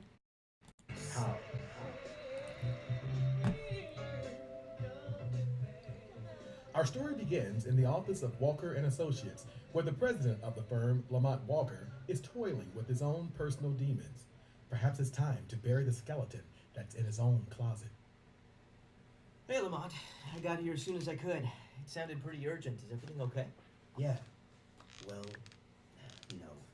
Joseph, I don't even know how to begin. Okay, well, how about starting with explaining this weird mood you've been in lately? Even your wife called me with questions the other day. She wanted to know if I'd seen you out and who you were with. She thinks you're having an affair, Lamont. I know. Look, the reason that I asked you to be here is, well, it's true. I have been seeing someone else. I knew it. Hey, don't use that judgmental tone with me. You don't understand how difficult it's been to run my own successful corporation. The long hours, the increasing pressure to succeed hasn't helped, not to mention trying to keep my business from a hostile takeover by my competitors, Farber and Associates. Somehow, we just grew further and further apart. I know it all sounds very cliche, but it's true. Why do I get the feeling that there's more? Is there something you're not telling me? Look, Lamont, I've been your best friend for 15 years. You should know by now that you can't keep a secret from me. I know you. Do you? I'm not so sure that I know me anymore. Oh my God. Oh, you got her pregnant, didn't you? No, it's much worse than that. Much worse. She's blackmailing you. Damn it, Lamont. You're a rich, successful businessman. I warned you that this could happen. Look, will you stop it? It's not a she. What? What are you saying? It's a he. Oh my, what a tangled web we weave. 1982, by the way. Well, Barber and Associates, Lamont. He's the one that gets HIV later, but I tell you, it won't. Yeah. Anyway, yeah. His own mess. Hello, is this the Daily Independent? Yes, I need to speak to Editor Bill Stanton, please. It's Richard Farber of Farber and Associates. Oh, sure, I'll hold. Of course I'll hold, you idiot. Been waiting for an opportunity like this for a lifetime. What are a few more? Hey, Bill, it's Richard Farber. How are you? No, everything's just fine with our ads. No, your staff has done an impeccable job with our account. Sales have never been better. Hey, well, that's why we pay you the big bucks. Hey, speaking of how grateful you are with how much money my company spends with your company, I have a little favor to ask. Well, actually, it's more like a news story that I thought you'd be interested in running an exclusive on. That's right. Now, Bill, I'm sure you're familiar with the prestigious advertising firm Walker and Associates. Correct. The proprietor is Lamont Walker. Right. Well, I just got wind of some devastating news about Mr. Walker. Now, hold on to your seat. Mr. Walker has tested positive for the HIV virus. I know. I was shocked too. Yeah, he's married. And he and his wife are expecting a baby. You know, Oh boy. I am not here to considering pulling their business from his firm. I was appalled. I know. Of course. I mean, just because the man is ill doesn't mean that he can't give his customers the quality of service they're used to getting. People can be so stupid and cruel. I mean, he is, after all, a revered figure in our community. No, you're right. You should do a story about the phobia and ignorance involving HIV and feature Lamont Walker as your example. He's an enemy. Injustice is unacceptable. Well, sure, you can quote me as your undisclosed source. So you'll get on it right away. Oh, please, come on, no need to thank me. I'm just doing my part to help educate the community. You got it. Okay, thanks, Bill. Bye-bye. Oh, Richard Farber, you are good. I'm not through with you yet, Lamont Walker. It's just the beginning. Oh, you evil man. Vicki Nelson returns home from a choir rehearsal, only to find her drunk and abusive husband Ronald in a rage. Her friend Liz drops by just in time. Don't answer that. I'm not done with you yet. Ronald, let me go. Get your hands off of me. Shut up. I'm tired of your big mouth. Vicki, are you okay? Open the door. It's me, Liz. Liz, call the police. Ronald is hurting me. Stop, Ronald. I told you to shut up. Why do you make me do this to you, Vicki? Ow! You bit me. That does it. Come here, girl. Where do you think you're going? Vicki, Ronald, what's going on in here? Haven't you ever heard of knocking little Miss Nosy One? Now get out of my house and get out of my business, or I'll teach you what happened to big mouth women. You're not going to do anything to anybody. Oh my God, girl. Vicki, what are you doing? Why are you holding my gun? I'm tired of you, Ronald. You will no longer hit me or anyone else, for that matter, ever again. Vicki, listen to me, please. Put down that gun. Now listen, this is your best friend talking to you. Now you don't know what you're thinking about. Do what what you're doing is wrong. Now, I might say and I might do some wild things, and I know I'm not in any position to give anyone any advice, but you've got to listen to me, girl. Listen. Yeah, Vicky, listen to her. Shut up, Ronald. Don't you dare say another word unless it's a prayer. I told the Lord that if you ever laid a hand on me, I would kill you. And I meant it. Please, girl, calm down. Now I hear you talking about God. Now what do you think he feels about what you're thinking right now? Oh, it's more than a thought.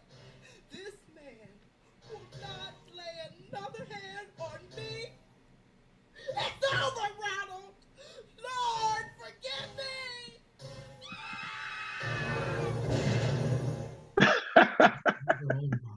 Sorry, guys. Wait, there's more. Of course. She runs home to tell her family the sad, sad news. Her baby got shot because she's a drug addict. What happened? And I mean, tell me right now. She had the baby and the guy was running after her and he shot her. Take your time, baby. Take your time and just start from the beginning. Pop, Liz, what's wrong? I can hear y'all all the way upstairs. What's going on? Oh my God, Liz, you're bleeding. Why are you bleeding? Who did this to you, Liz? It's not me. It's Mickey. Where's that Mickey at anyway? Oh my God. I wish Their grandmama is a guy. maybe this wouldn't have happened. What wouldn't have happened? Is something wrong with little Mickey? Little Mickey's dead. Daddy's dead. What do you mean he's dead? Come on, Lizzie. Don't play with me like that. Come on, Lizzie. Don't do this. Yeah, Lizzie. Don't play like that. Besides, it's not fun. Oh, God. That's a male. Actually joke about something that's serious. He's dead. Little Mickey is dead. No, not my grandson. Not my grandson, no. Lizzie, how did this happen? Answer me. How did this happen? Oh, God. After I got out of church today, Kato approached Vicky and myself. He was angry with me for turning him into the police for selling crack cocaine. Oh, God. I tried to talk to him calmly. I tried to reason with him, but he just wouldn't listen. Then when I saw that talking to him wasn't doing any good, Vicky and I decided to try to run. We wanted to run for it, but Kato, he followed us, and we struggled. Daddy, he had a gun. Oh, my God. Oh, God. Oh, I saw a flash of red, and then there was blood. I just knew that I was shot, but then I realized, oh, God, he had shot my baby. Oh, how could he shoot my baby, Daddy? Fall asleep, baby. You just hold on it down. What will Lamont's wife say when she finds out that her husband has been living a secret life? Will Richard Farley's plan to destroy Lamont's business work? Who was shot at Vicky's home? Does Liz learn a value lesson after the death of her child? These and other questions will be answered on the next exciting episode of Father's House. Father's House is a production of Keyboard Entertainment. Oh my God. Isn't that something? And so, you know, all I could do, that's the article that was written on me, Soulful Soaps, that they put in the paper because it was such a big deal. Because it was like sweeping the city because people couldn't believe they were listening. They couldn't stop listening, you know, and the story just kept going, you know. So what we had to do, because that was radio, you know, when you're doing a script on radio, you have to be very descriptive. You have to almost describe. So it would have to say, "Oh, why did you bite me?" Because they couldn't see it. Right. You know, so I had to write that way. When you're that in there, you probably wonder, why do you write that like that? It's because you had to give a visual, you know. Well, you picked up my gun. So everybody knows she has a gun in her hand, you know. So that's the way radio went. But then later on, when I moved out here, I decided, you know what, why don't you just put a little compilation together on it, and let's give it a visual, which one of my nephews, one of my cousins did the visual. He's an artist. And so he saw it, and he put the pictures together so I could have a visual so that I could officially put it on YouTube. So that's what you hear, just a number of things. You didn't hear about Lamont Walker getting HIV only, but you did with his wife, but you heard it through the enemy who's setting him up. You didn't hear about, Liz and her drug addict because those are other episodes, but you saw the culmination of it at one point where her child got killed. So it's just a lot of things. So we were dealing with drug abuse. We were dealing with the HIV virus. It was a whole thing. I remember when I did that, one of my friends had HIV and he did not, and he at that time he didn't tell people. He just didn't say it. I knew he was sick, and he heard the station, he heard the show. And at that time I was saying AIDS. And he called me and said, Keith, you're writing that wrong. He said, it's not AIDS. Those people, the person you're writing about doesn't have AIDS. He said, they have HIV. And that's the first time I'd heard that. And I went, wow, okay. So I said, I'm so sorry, man. I'm gonna go back and rewrite the script. So I went and took that word out, took AIDS out of there. So they would just say he had HIV. And at that time, we didn't know much more about it. People just dying. So I don't think there was they were going through horrible medicines. They were wasting. There was a whole thing going on. A lot of my friends passed. And so I felt like I had to write about things going on in the world, whether it was funny. I made some jokes in there and I made some serious stuff. There are times when music breaks out and somebody starts singing. Like Liz in particular, the one who said her baby died, she's a soprano. She's an opera soprano. That woman can sing, and I let her sing a song one day on there, for some reason, some episode, I wrote her in as a singer too, when I think she came back to God or something at the end or something and gave her life to him or something. And so now she's repentant. She's not doing drugs anymore. She's not on welfare. She's, and there was a song that we had wrote to put in there for that. So it had so many levels, and it kept going. But it got to a point though where I couldn't write anymore because I was running out. It took about 1.5 years. I started getting dry. I'm like, okay, you killed off George. Joanne had a heart attack. He's got HIV. What is he gonna do? So I had to bring in other writers to start doing characters because it was too much for me. Plus, I needed to sing and do other things. So we brought in more writers, and some of that stuff would have been written by someone else under my permission. And I just gave them rules, parameters, what they could do. You can't kill off George. Whatever you do, you can make him fall down some steps. You can make him, you can't kill him. So I'd have rules, and then they would stick with those rules, and then we'd have a show. So yeah, it got a lot of people involved. A lot of actors. Some of those people are famous, like that Farley guy, the one that was calling the newspaper. That's John Machida. I don't know if you know who he is, but he's America's fastest talker. He did the Micro Machine commercials and the FedEx commercials way back where you saw him talking English. Everything was fast. And so that was him. And Shadrach Robinson, he's an actor that did Fat Albert and some other movies and stuff. And so yeah, and some of my friends, Marilyn Sue Perry, I don't know if she's listening, but that was her who was holding the gun.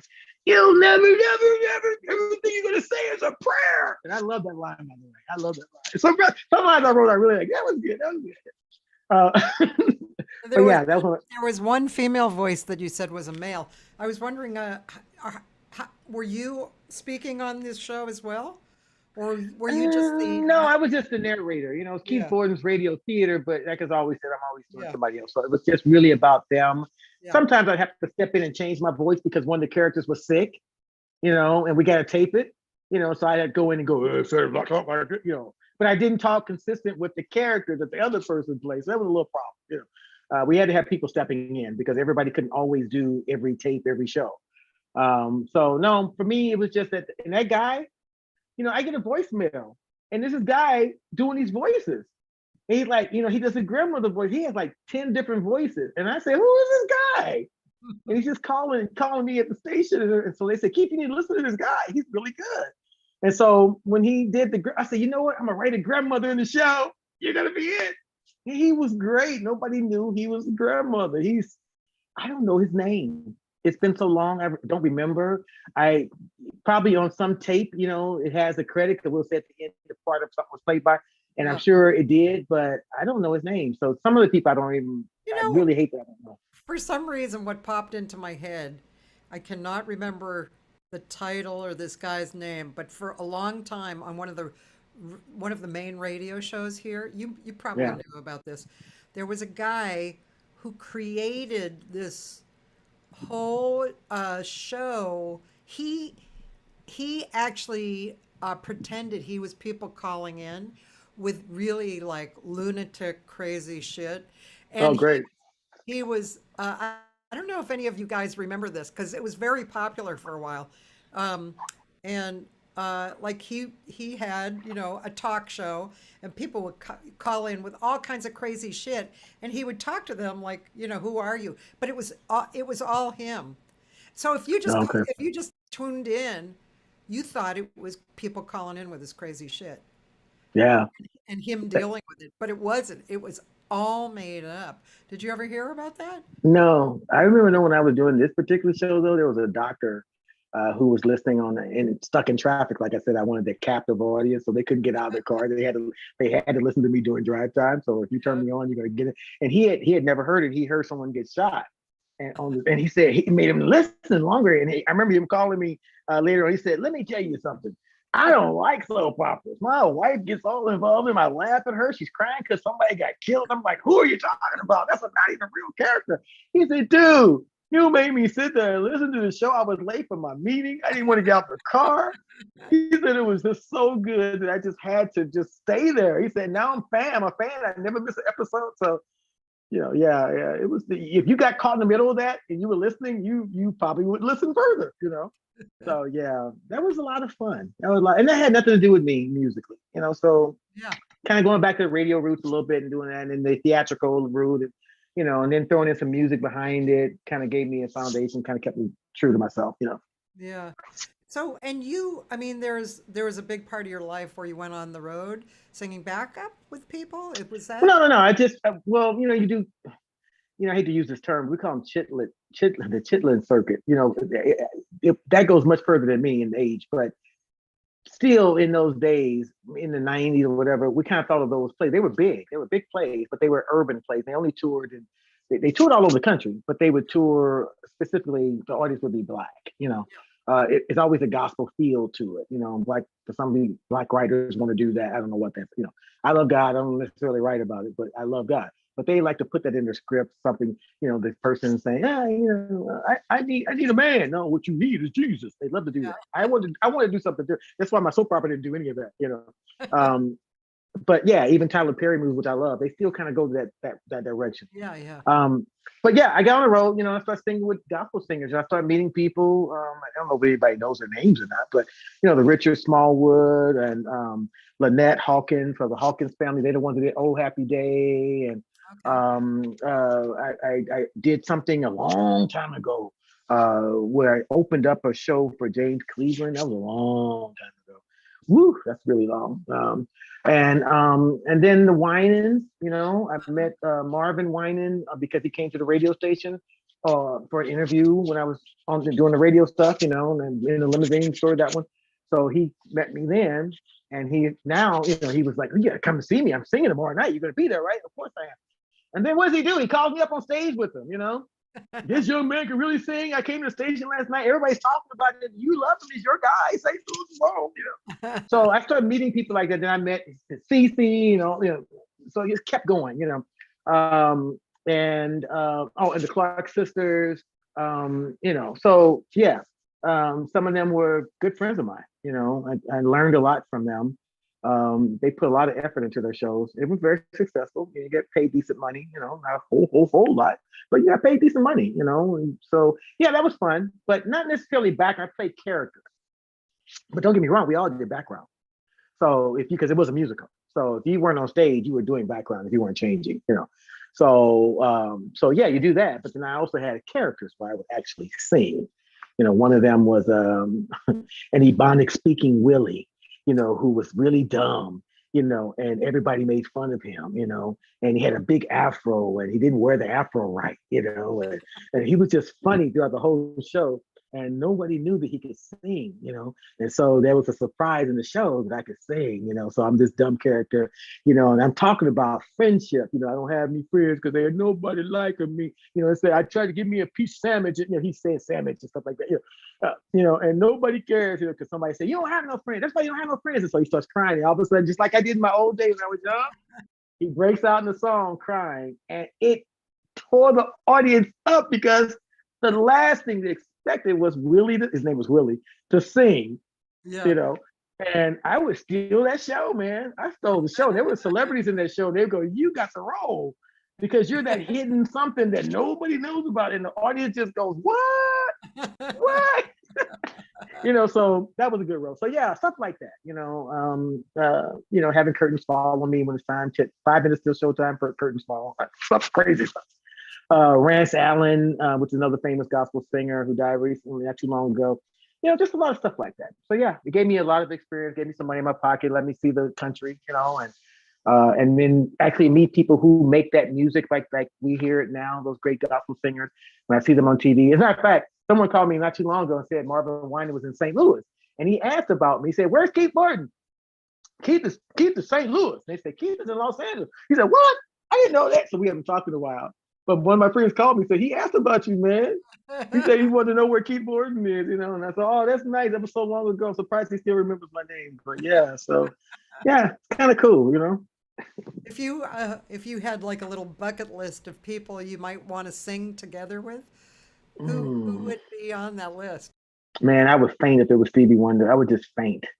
I just, he is the epitome of music, man. He wrote stuff. He wouldn't do an umbrella, but he was writing some deep stuff, and he could sing his butt off, and the tone, his quality of his voice, I pattern myself after Stevie a lot. I've done salutes to Stevie and Donny Hathaway, and it's kind of funny. One guy came to one of my salutes and he had his little daughter there, and she said, "Daddy, you didn't tell me Stevie Wonder was going to be here." He goes, "That's not Stevie Wonder." "Yes, it is." He said, "No, that's Keith Borden." What? These are stories that people tell me. So yeah, I think I had him down. I love Stevie, and that's the one person and it's really ridiculous because all my friends out here know him and I don't know him. They all hang with him. They say, "Yeah, I was with Stevie." Like, "Man, would you call me up? I just want to shake his hand. I just want to say, dude." So yeah, I get excited. You see how excited Stevie Wonder? Yeah, right at the top of that list. I don't really have a bucket list, I guess. Other than him. The rest of them I just enjoy, but I would love to sing with Stevie. Just sing with him. Just have some fun with him. That would just be great. Yeah. But yeah, kind of. I don't know. Yeah, I don't know how else to answer that, but It's cool. I'm gonna look for another vocal on you. well, something that you might want to look up. What's the name of this? It's on YouTube. Keith Borden is T-Tot, Lost Highways. Keith Borden, T-Tot, Lost Highways. It's a little clip. It's about 5 minutes long. It's about Hank Williams. How do you spell And T-Tot? yeah, Tee and then Tot. So Keith Borden, T-Tot, Hank Williams. I don't know how it would come. There you go. I see at the top screen there. Yeah, that one there. It's about, let me say a little bit about it though, before you play it. T-Tot was a real character in real life. And Hank Williams used to go to him to learn how to sing. T-Tot was always drunk on the street. Always, you could bribe him to help you sing and give you lessons if you gave him some liquor. So Hank Williams at a young age knew that it was time, in order to talk to T-Tot, you got to bring a bottle of liquor. So that's what he would do, and he would try to get lessons from him because he loved how T-Tot could do and stuff in his voice. And then T-Tot, like I said, was a real on the street singer. So it's a real story, and it just kind of gives you an idea that Hank Williams learned a lot from this black singer called T-Tot. I think I'm the only one that played this role.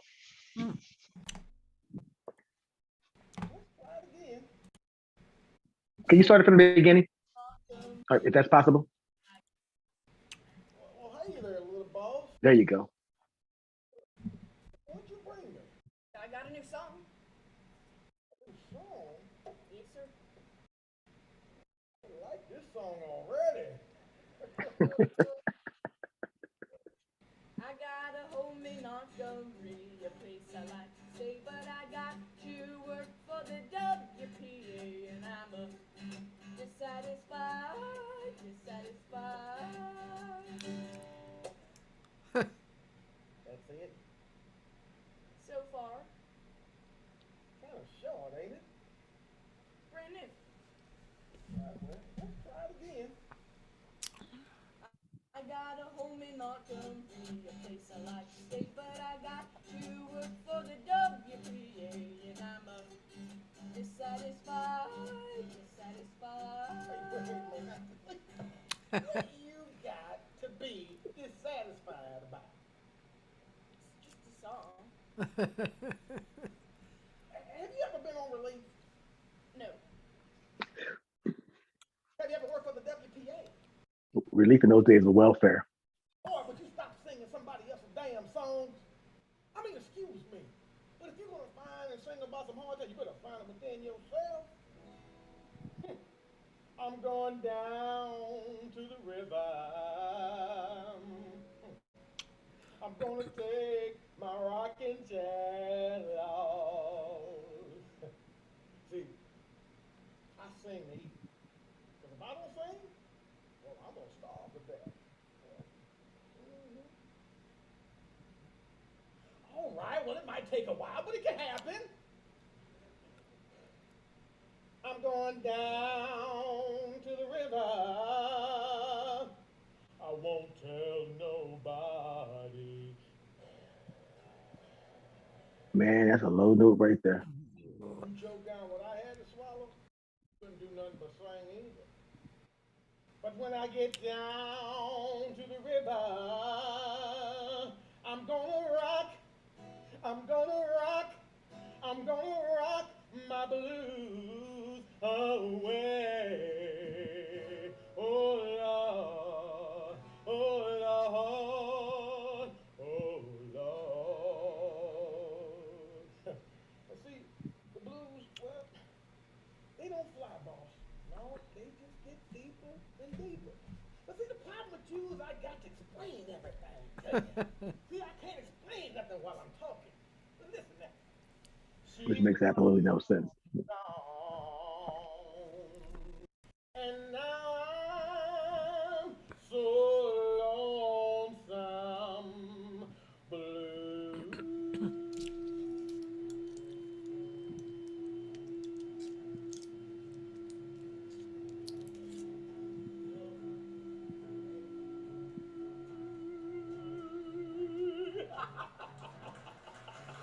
Hey! Wait a minute. Let me play this. I had me a woman. She couldn't be true. But she made me for my money. And then she made me blue, Lord. But a man needs a woman that he can lean on. But my leaning post has pulled up and gone. Oh, Lord. Oh, Lord. Oh, Lord. Oh, Lord. What you come around here for, little boss? I want to do what you do. I want to rip it out. And when you get done ripping it out, then what? I don't know. I don't care. I don't care about nothing. You sure tired up about caring about nothing. That's how I am. What did you know about what you am? But you sing this. She's long gone. She's long gone. Oh, Lord, no! All right, let's try it again. Come on. She's long gone.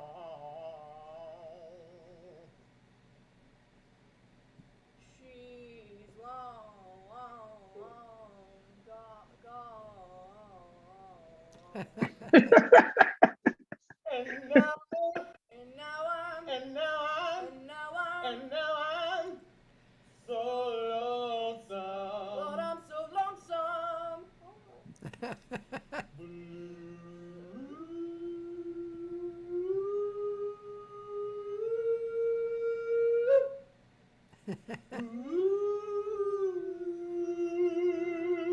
Go on, little boss. You gonna scare the chickens up in here. Fun stuff, just fun Totally stuff. cool, man. Yeah, that was hard for me because I had to change the way I spoke. What you mean you am? That was. But it was fun though. I used to laugh after I get off stage. That was like probably the most fun role I ever did. Yeah, and for some reason it got 10,000 views. I don't know. People really like that. I don't know what's I think it's because it's the only one. Because you'll see some of the comments that go, "Did this really happen? Why isn't that a movie? It should be a movie. Why didn't they tell the story of Hank when he was a child?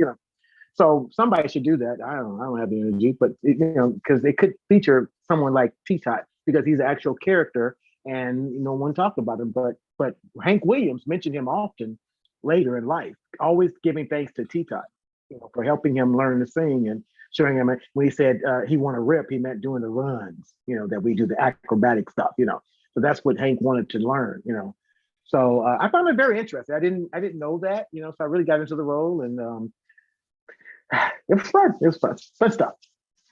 So I do a lot of stuff, Cathy. Apparently, yeah, apparently, man, you're like a fireball over there.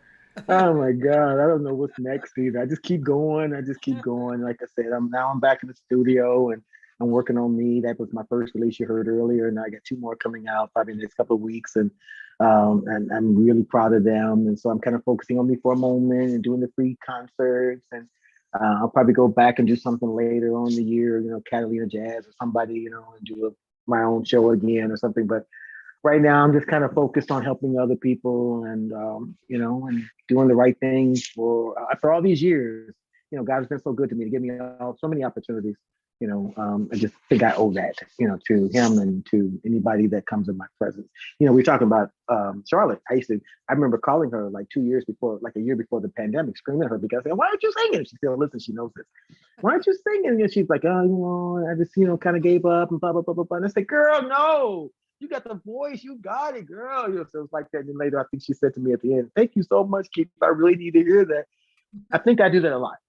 I think I do that with a lot of people. I call and say, "Hey, you're not doing anything? Are you kidding me? You got a gift and you're sitting on it? Get out." So that's me. That's good.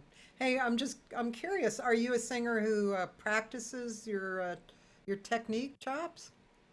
Yeah, and I teach voice, by the way. A lot of people don't know that, but I have some students, and they walk out of my classes or my sessions like a different person every time. I'm really funny about it though, because I don't want everybody. I don't like if you really don't have it, I will tell you you don't have it, and I'm not going to take your money. But yeah, so even when I'm teaching them, I'm teaching myself again. I'm kind of remembering, the rules, the technique, phrasing, breathing, Charlotte was easy when I produced her because all I had to do is help her with her breathing or her technique or hitting a note higher or something. But for the most part, when I'm teaching somebody, I really go through that and I show them different ways to sing. I'm not trying to make anybody sing like me. It doesn't happen. I'm not trying to do that. You be on your own, but I teach them, the techniques. And there's a lot of techniques that people miss. What I don't understand is when people teach voice and they can't sing themselves. I don't know how you pull that off. Whoever, not you, because you can sing, but other people. I hear some of them teaching, and I'm going, they can't sing though. How do they tell you really? How do they show you? They can say it, but do they show you? They can't show you. So that matters, So I have some students who love me, and they're regulars, and they come by. So if you're out there and you want some lessons, just talk to me. You see, I can do a variety of music. And I'll just show you some tones and quality and stuff that you didn't think you had. I went from this one guy. When he comes in singing kind of like froggish, like he would go, he'd say, something like that. So I taught him how to do something different. You can sing that line, but instead of you sounding like that, once you go and kind of cut out, now you got a whole different person. Take the same song with a new technique, new way of singing it. You can do this, and then all of a sudden they do that and there's no croaking and they go, wow. Now, true enough, I didn't help them fix that croaking, but I gave them alternatives to doing things that still make them fantastic. And that's what I'm good at, So a person come in and say, "Hey, I got a song I got to do next week. And I'll show you what you need to do or what you shouldn't do and how to do that. You're not going to end up singing like KEITH Borden. That's not what I teach. Yeah. I just want you to be the best at what you are." So yeah, I teach myself, back to your question, while I'm teaching them. I laugh sometimes. I go, "Yeah, I'm glad I said that because I had to remember that for myself." So yeah. That always happens. Yeah. And then I'm always singing around the house too, so yeah. Teachers always talk about that. Me too. It's like, yeah, that's one reason it's so great to teach, because you're actually teaching yourself. Yeah, it's the best practice for me. I love it. You have to actually express what you know to be true. And right. When else do you get to do that? Right. And something's true. That song I did, "Here's to Life," I was very particular about my phrasing, my breathing, my tone, and how to end something and where to go from there. It's like what I teach in my classes. As a matter of fact, one of my students said, "Your song is exactly like your lessons. You gave great diction. You didn't fumble the word, and you spoke it in a way, and it was clear, and then with definition, with it behind it, and so I kind of think of that song as a lesson. If you listen to it, if you're a student or somebody who's trying to learn to sing, I'm not saying I'm the one to do that to listen to anybody, but I'm just saying if you listen to that song, you'll hear me do certain things with my voice and how I'll start with a one note here in a flat tone, but then end up in a vibrato, and how it will come together. So you had two sounds coming out of one word, and you hear stuff like that. So that's what I'm really good at. Cool. Let's see. What else can I ask you? I don't know. We covered a lot. Covered a lot. Yeah, there's so much stuff. I have questions. Let's see. So why don't you do the questions? Yeah. I mean, I have like questions just on the side that I'm like. Oh, okay. I could. Okay. But I've actually asked you kind of about everything. Yeah. We went around the world.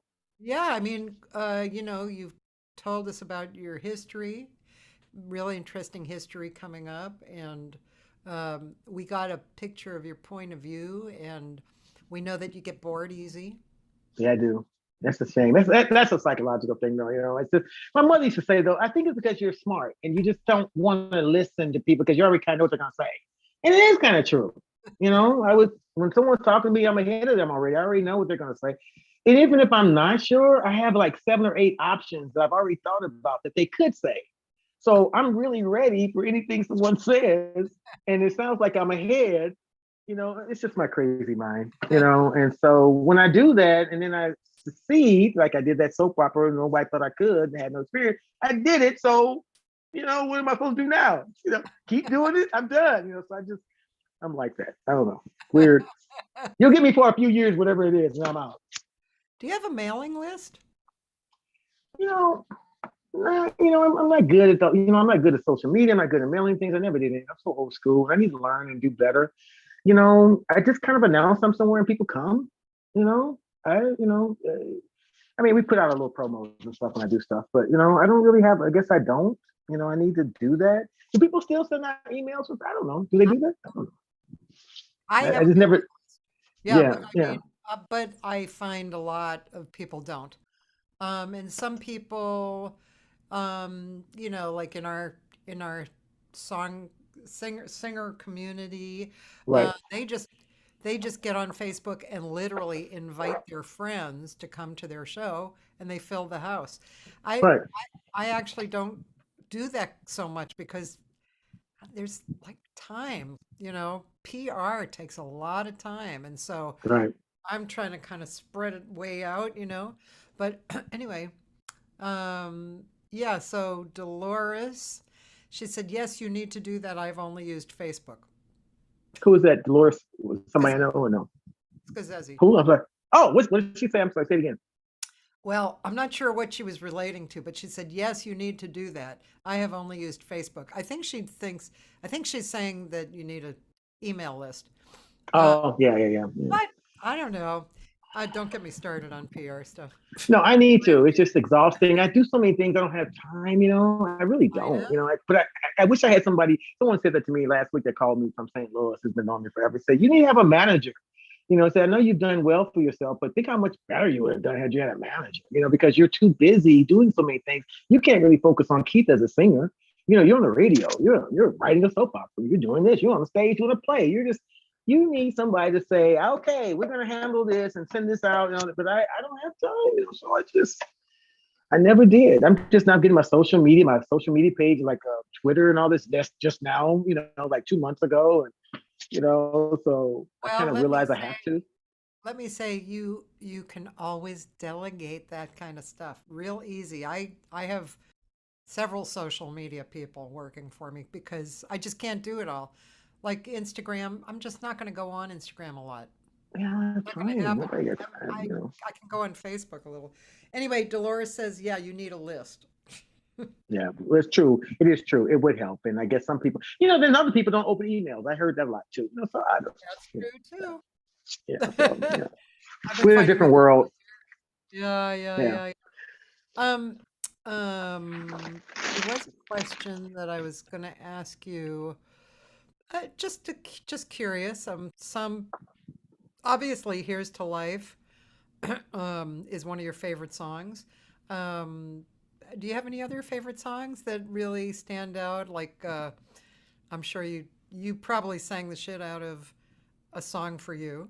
Oh, you just said that. I was getting ready to say that's a song. Yeah, because that is my, what do you call it?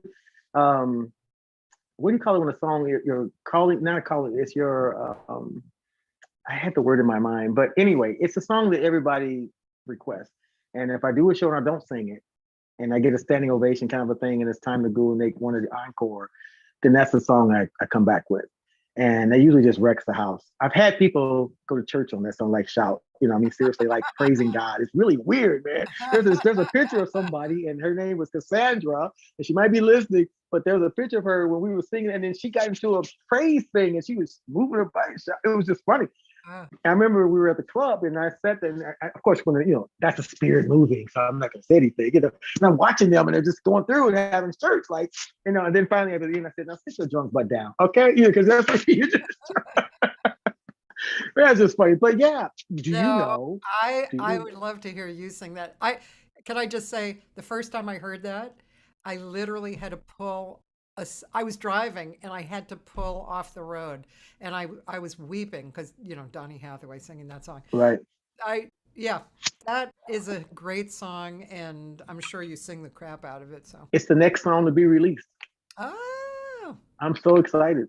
I'm so excited. I know what I was gonna say. It's my staple song. You have a staple song. Something that everybody knows you for. If I have the nerve to say, "What do you want me to sing?" It's guaranteed somebody's gonna yell out a song for you. It always happens. And so I knew that, and because that's my story. My song about tens of thousands, 10,000 people watching. The whole everything he says in there. I've done all that, and I feel it. And when I'm singing, I feel so personal about it, and I feel like this is my song to you. It's really that deep for me. And I don't just sing that song. I really feel that song. I could cry on that song. So it's just I'm like you. I had to do it. So I've been singing it. When I do my salutes to Donny Hathaway, that's one of the songs. That's how people start hearing it. And so I was talking to Richard, my piano player, musical director. I said, "Dude, if I'm gonna record something, it's got to be a song for you, right?" He goes, "Hell yeah, hell yeah." So yes, man, and it sounds good. I can't wait.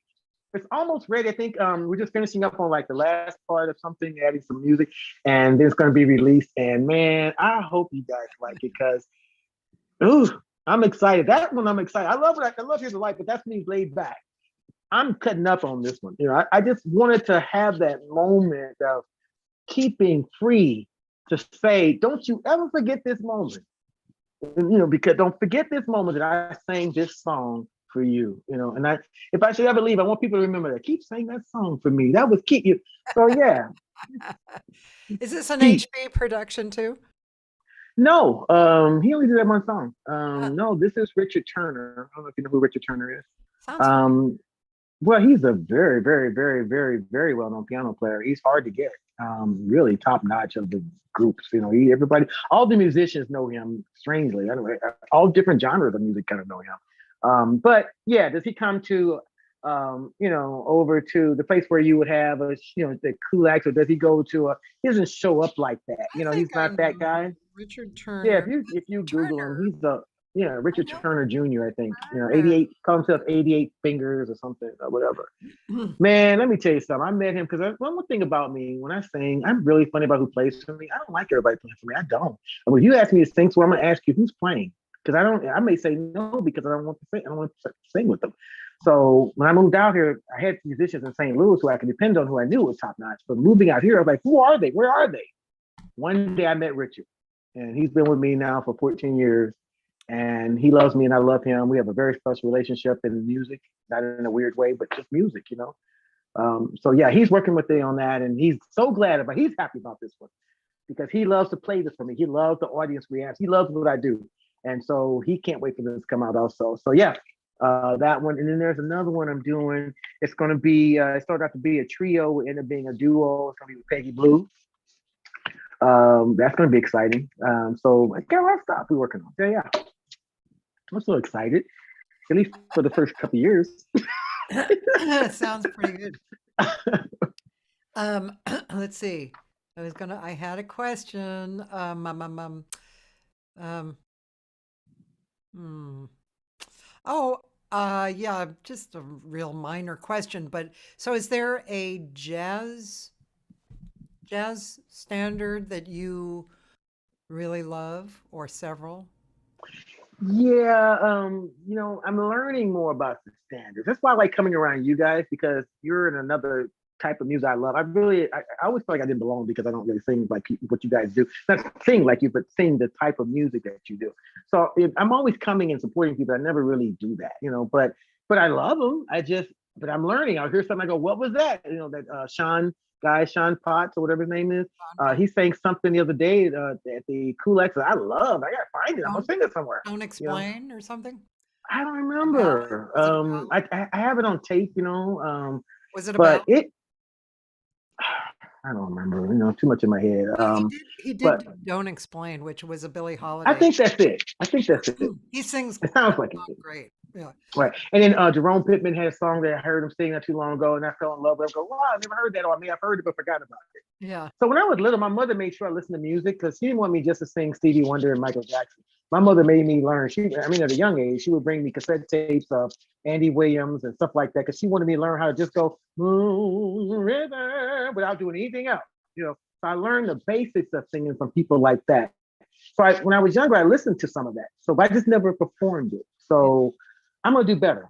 Yeah. And maybe when I come up with the next thing, it's gonna be something on that order. Wait a minute, we're doing Teach Me Tonight. Is that old standard? Yeah, that's a standard. Yeah. So I'm doing that. That's coming out. What about, dare I say it? Do you scat? My scat is like, I'm not a scatter really. Like I'm not like Marina's. That girl is crazy. I can do a little bit, but that's not my forte. I think what I do is a little bit, and I throw a run in, and people go crazy, like, oh, but I didn't really do it all. I like throwing people off. Give you a little taste and then go somewhere else. So you don't remember I didn't do the whole thing. Well, people singing R&B and gospel do scat. I mean, it's just that they they scat within those changes. But right. So, yeah. Yeah, no, I have fun with it. I can probably do better than some people, but I don't really, I did Ella Fitzgerald Tisket a Tasket once. And, I'm thinking about I might do that Friday night. I don't know. Because I never heard a guy sing. And so I throw a different version to it, but it's still Ella, and it gives me a chance to do a little something in between the music and stuff, so I might play with that. I don't think about that. But yeah, I did it once before. Everybody was shocked. Like, yeah, she could sing Ella Fitzgerald. So, yeah. Okay, so we're going to remind people Friday, May 12th. Yes. Keith and Charlotte, they're going to be in a show under, you can go to themusicrx.org and find that. Also, you can kind of get in there on Charlotte Pope's single, supporting that through themusicrx.org. And we're looking forward to Keith's releases coming up. And I mean, if you have tickets that you want to give, especially free tickets to gigs, pass them on to Keith for themusicrx.org. And anything else that I forgot? No, I just didn't mention anybody else in the show. It's not just me and Charlotte. There's a lot of people on there. I just don't have the list in front of me. I can't think right now. And I should. I know that Debbie Joyce is on there. Oh, yeah. Yeah, now I'm remembering now. Glenn Whitney, which is her husband/friend, not husband, but boyfriend for long term. I don't know what that is. Anyway, I'm out of that. But anyway, hit that guy. And then who else? Oh, Sylvia Brooks. You know Sylvia Brooks? Of course. Okay, she's on there. Yeah. Yeah, that's some good people. Somebody else. You have to read the flyer. It's in the invite. Who? Monica Reed. Oh, Monica Reed. See, I hate when I start naming names. I miss them. I go, oh, he didn't mention me. Listen, love Monica. Monica been with me forever. And that's my girl. We talk on the phone. We can cry together. That's my girl. I mean, just forget all the singing. That's my girl. So I love her dearly. Yes, she's singing. She's always a hoot. Always a hoot. So I'm sure, and I know what song she's doing. You're gonna love her. So yeah, she's there too. It's under the direction of a musical director, Dale Atkins. I don't know if you know who Dale is. very talented and real performer on that bass, man. He's the kind of guy when he does the bass, he steps out of the group and comes to the front of the stage and just wears it out, and then goes back. Everybody screams. So Dale is really something. He can compose music and stuff like that. He's very talented. If I go to him and say, I need this, but it needs to be in this key, and can we change it here? He'll do all that right for you. And he's just a wonderful, talented individual. Normally, Richard Turner would be the person, but Richard's finally going to Europe, and I'm so glad because his wife is surprising him, or didn't, surprise him at the last minute. So he's first time for him. And I'm so happy he's getting away and not having to work for a while. But Dale will be there along with, on the saxophone for Charlotte Pope's album is Jimmy Reed. He'll be our saxophone player that night. We have the drummer is Lyndon Rochelle. I don't know if you know him. He's a Grammy award-winning people. Lyndon Rochelle won a Grammy or something. I don't know, but he's a Grammy. I was so honored to perform with these people. So they're really great performers. It is going to be off the chain. It's going to be a variety of music. It's going to get something for everybody. So it's going to be some standards like you want. And then there's going to be me doing a little bit George Benson kind of stuff, and of course maybe my staple song. I don't know. We'll see, But yeah, it's going to be fun. And remember, it's free, but you gotta go and RSVP. Don't be like I keep hearing, oh yeah, I'm going. I was gonna just show up. No. Don't do that. If we have 200 seats gone, we didn't put any more out, we're not letting you in. I'm telling you, unless you're gonna stand around the wall. I don't know if I want to do that. I guess it's okay. Let's do it. I don't know. Don't. Just get your ticket early. We only got a few left, so just get them now and come out and have a great night in the park. It's not in the park, but it's in the park. In the park, in the auditorium. So happy. Making history. West Hollywood, people. And I told this guy, this city official told me the other day, you're the only one doing it. And I said, I want my own statue. I want my own banner. I think that's only right to ask. No, I'm just being silly. I would never ask for that. Thanks so much for spending 2 hours with me. That was quick.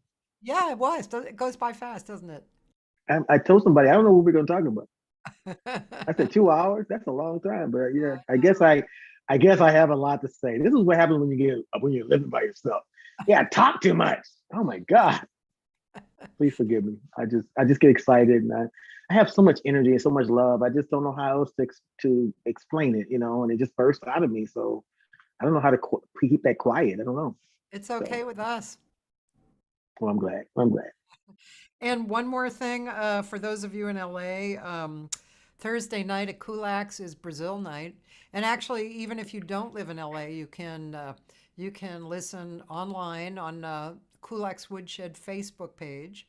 It's from 8 to 10 in LA. And Dori Amarillo is the lead, and it's a really, really beautiful group. Yeah, you got top-notch people. We do. And if you haven't been to Kulak's, you should go, because kind of like being backstage on a TV show. Yeah. It's a very unusual, casual venue, but they do a 6-camera video shoot, live edited video shoot. So it's very cool. Very cool. Yeah, and very unique. I haven't seen anything like it. So that was my first time there when I came to hear you guys the other day for your showcase. But I'm going back. Maybe I'll do something there, Cathy. Maybe she call me. Maybe we should do. I don't know. Let's do it. Why not? Yeah. I don't know. And I'm going to say a few more things. One thing, Josh Nelson and Aviva Diamond. You probably know Aviva Diamond, right? Yes, I know. Yes. Love her. Yeah, I think she's coming to the show. I'm not sure. Yeah, she might be probably. This Saturday, she's at the conference room. It's kind of a birthday concert that she and Josh Nelson are giving. Conference room. Okay. And Okay. let's see, there's one other thing. Oh, yeah. I'm not going to say what's next week, but there's a bunch of stuff. You can always go to my website and see. But I will say, Keith, and you're invited. And those of you who know and love me, you're invited too. Gail Larone, I'm sure you know her. Yeah. Mm-hmm. Gail Larone and I are sharing a birthday celebration at the conference room on May 26th, which is a Friday. No cover charge, just buy your own food. That's it. Don't bring gifts. And my kind of show. That's my kind of show there. Yeah. And I'm turning 70 and she's turning 80. Are you really? Look at you, sexy woman. Go. You're sexy. What's up with that? Yeah. Look, if I wasn't gay, I'd give you my number. I think you have it anyway. Thanks, man. Yeah. No, seriously, you look great, man. Wow, good for you. Thanks.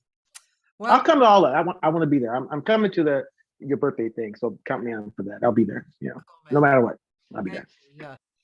Yeah. And what else? And that's about it. Love you all. And tomorrow starts archives. John Novello, John Tegmeyer, Tom Lure, and JB Dias. They all are really cool people to talk to, different musicians. And JB Dias actually is the head of the educational department at the Herbie Hancock Institute, which used to Okay. be the Thelonious Monk Institute here in LA. Yeah, And yeah. JB is smart. He's a smart Wow. man. But anyway, it's all good. So Good. thanks, Keith. Thank you. We didn't know each other like personally. I only heard about you like this legend. And someone said to me, "How are you guys so well known and you don't know each other?" Like, I don't know. It just never happened. I don't know. I think it was Nora who said that at the JEXA Awards. I was like, "Who is that? Who's that? He's cute. Who is he?" No, I mean, that's it. I told you get your glasses checked. Yeah, yeah. But yeah, she went on and on. But yeah, I'm surprised, but I'm so glad that we did. Now you'll never get rid of me. So there you go. That's cool, man. Thanks, man. Thank you so much for having me. I really do appreciate it. And I'll see you guys soon. Hopefully next Friday and then maybe this weekend for this thing you're talking about. And yeah, we'll be around. Cool.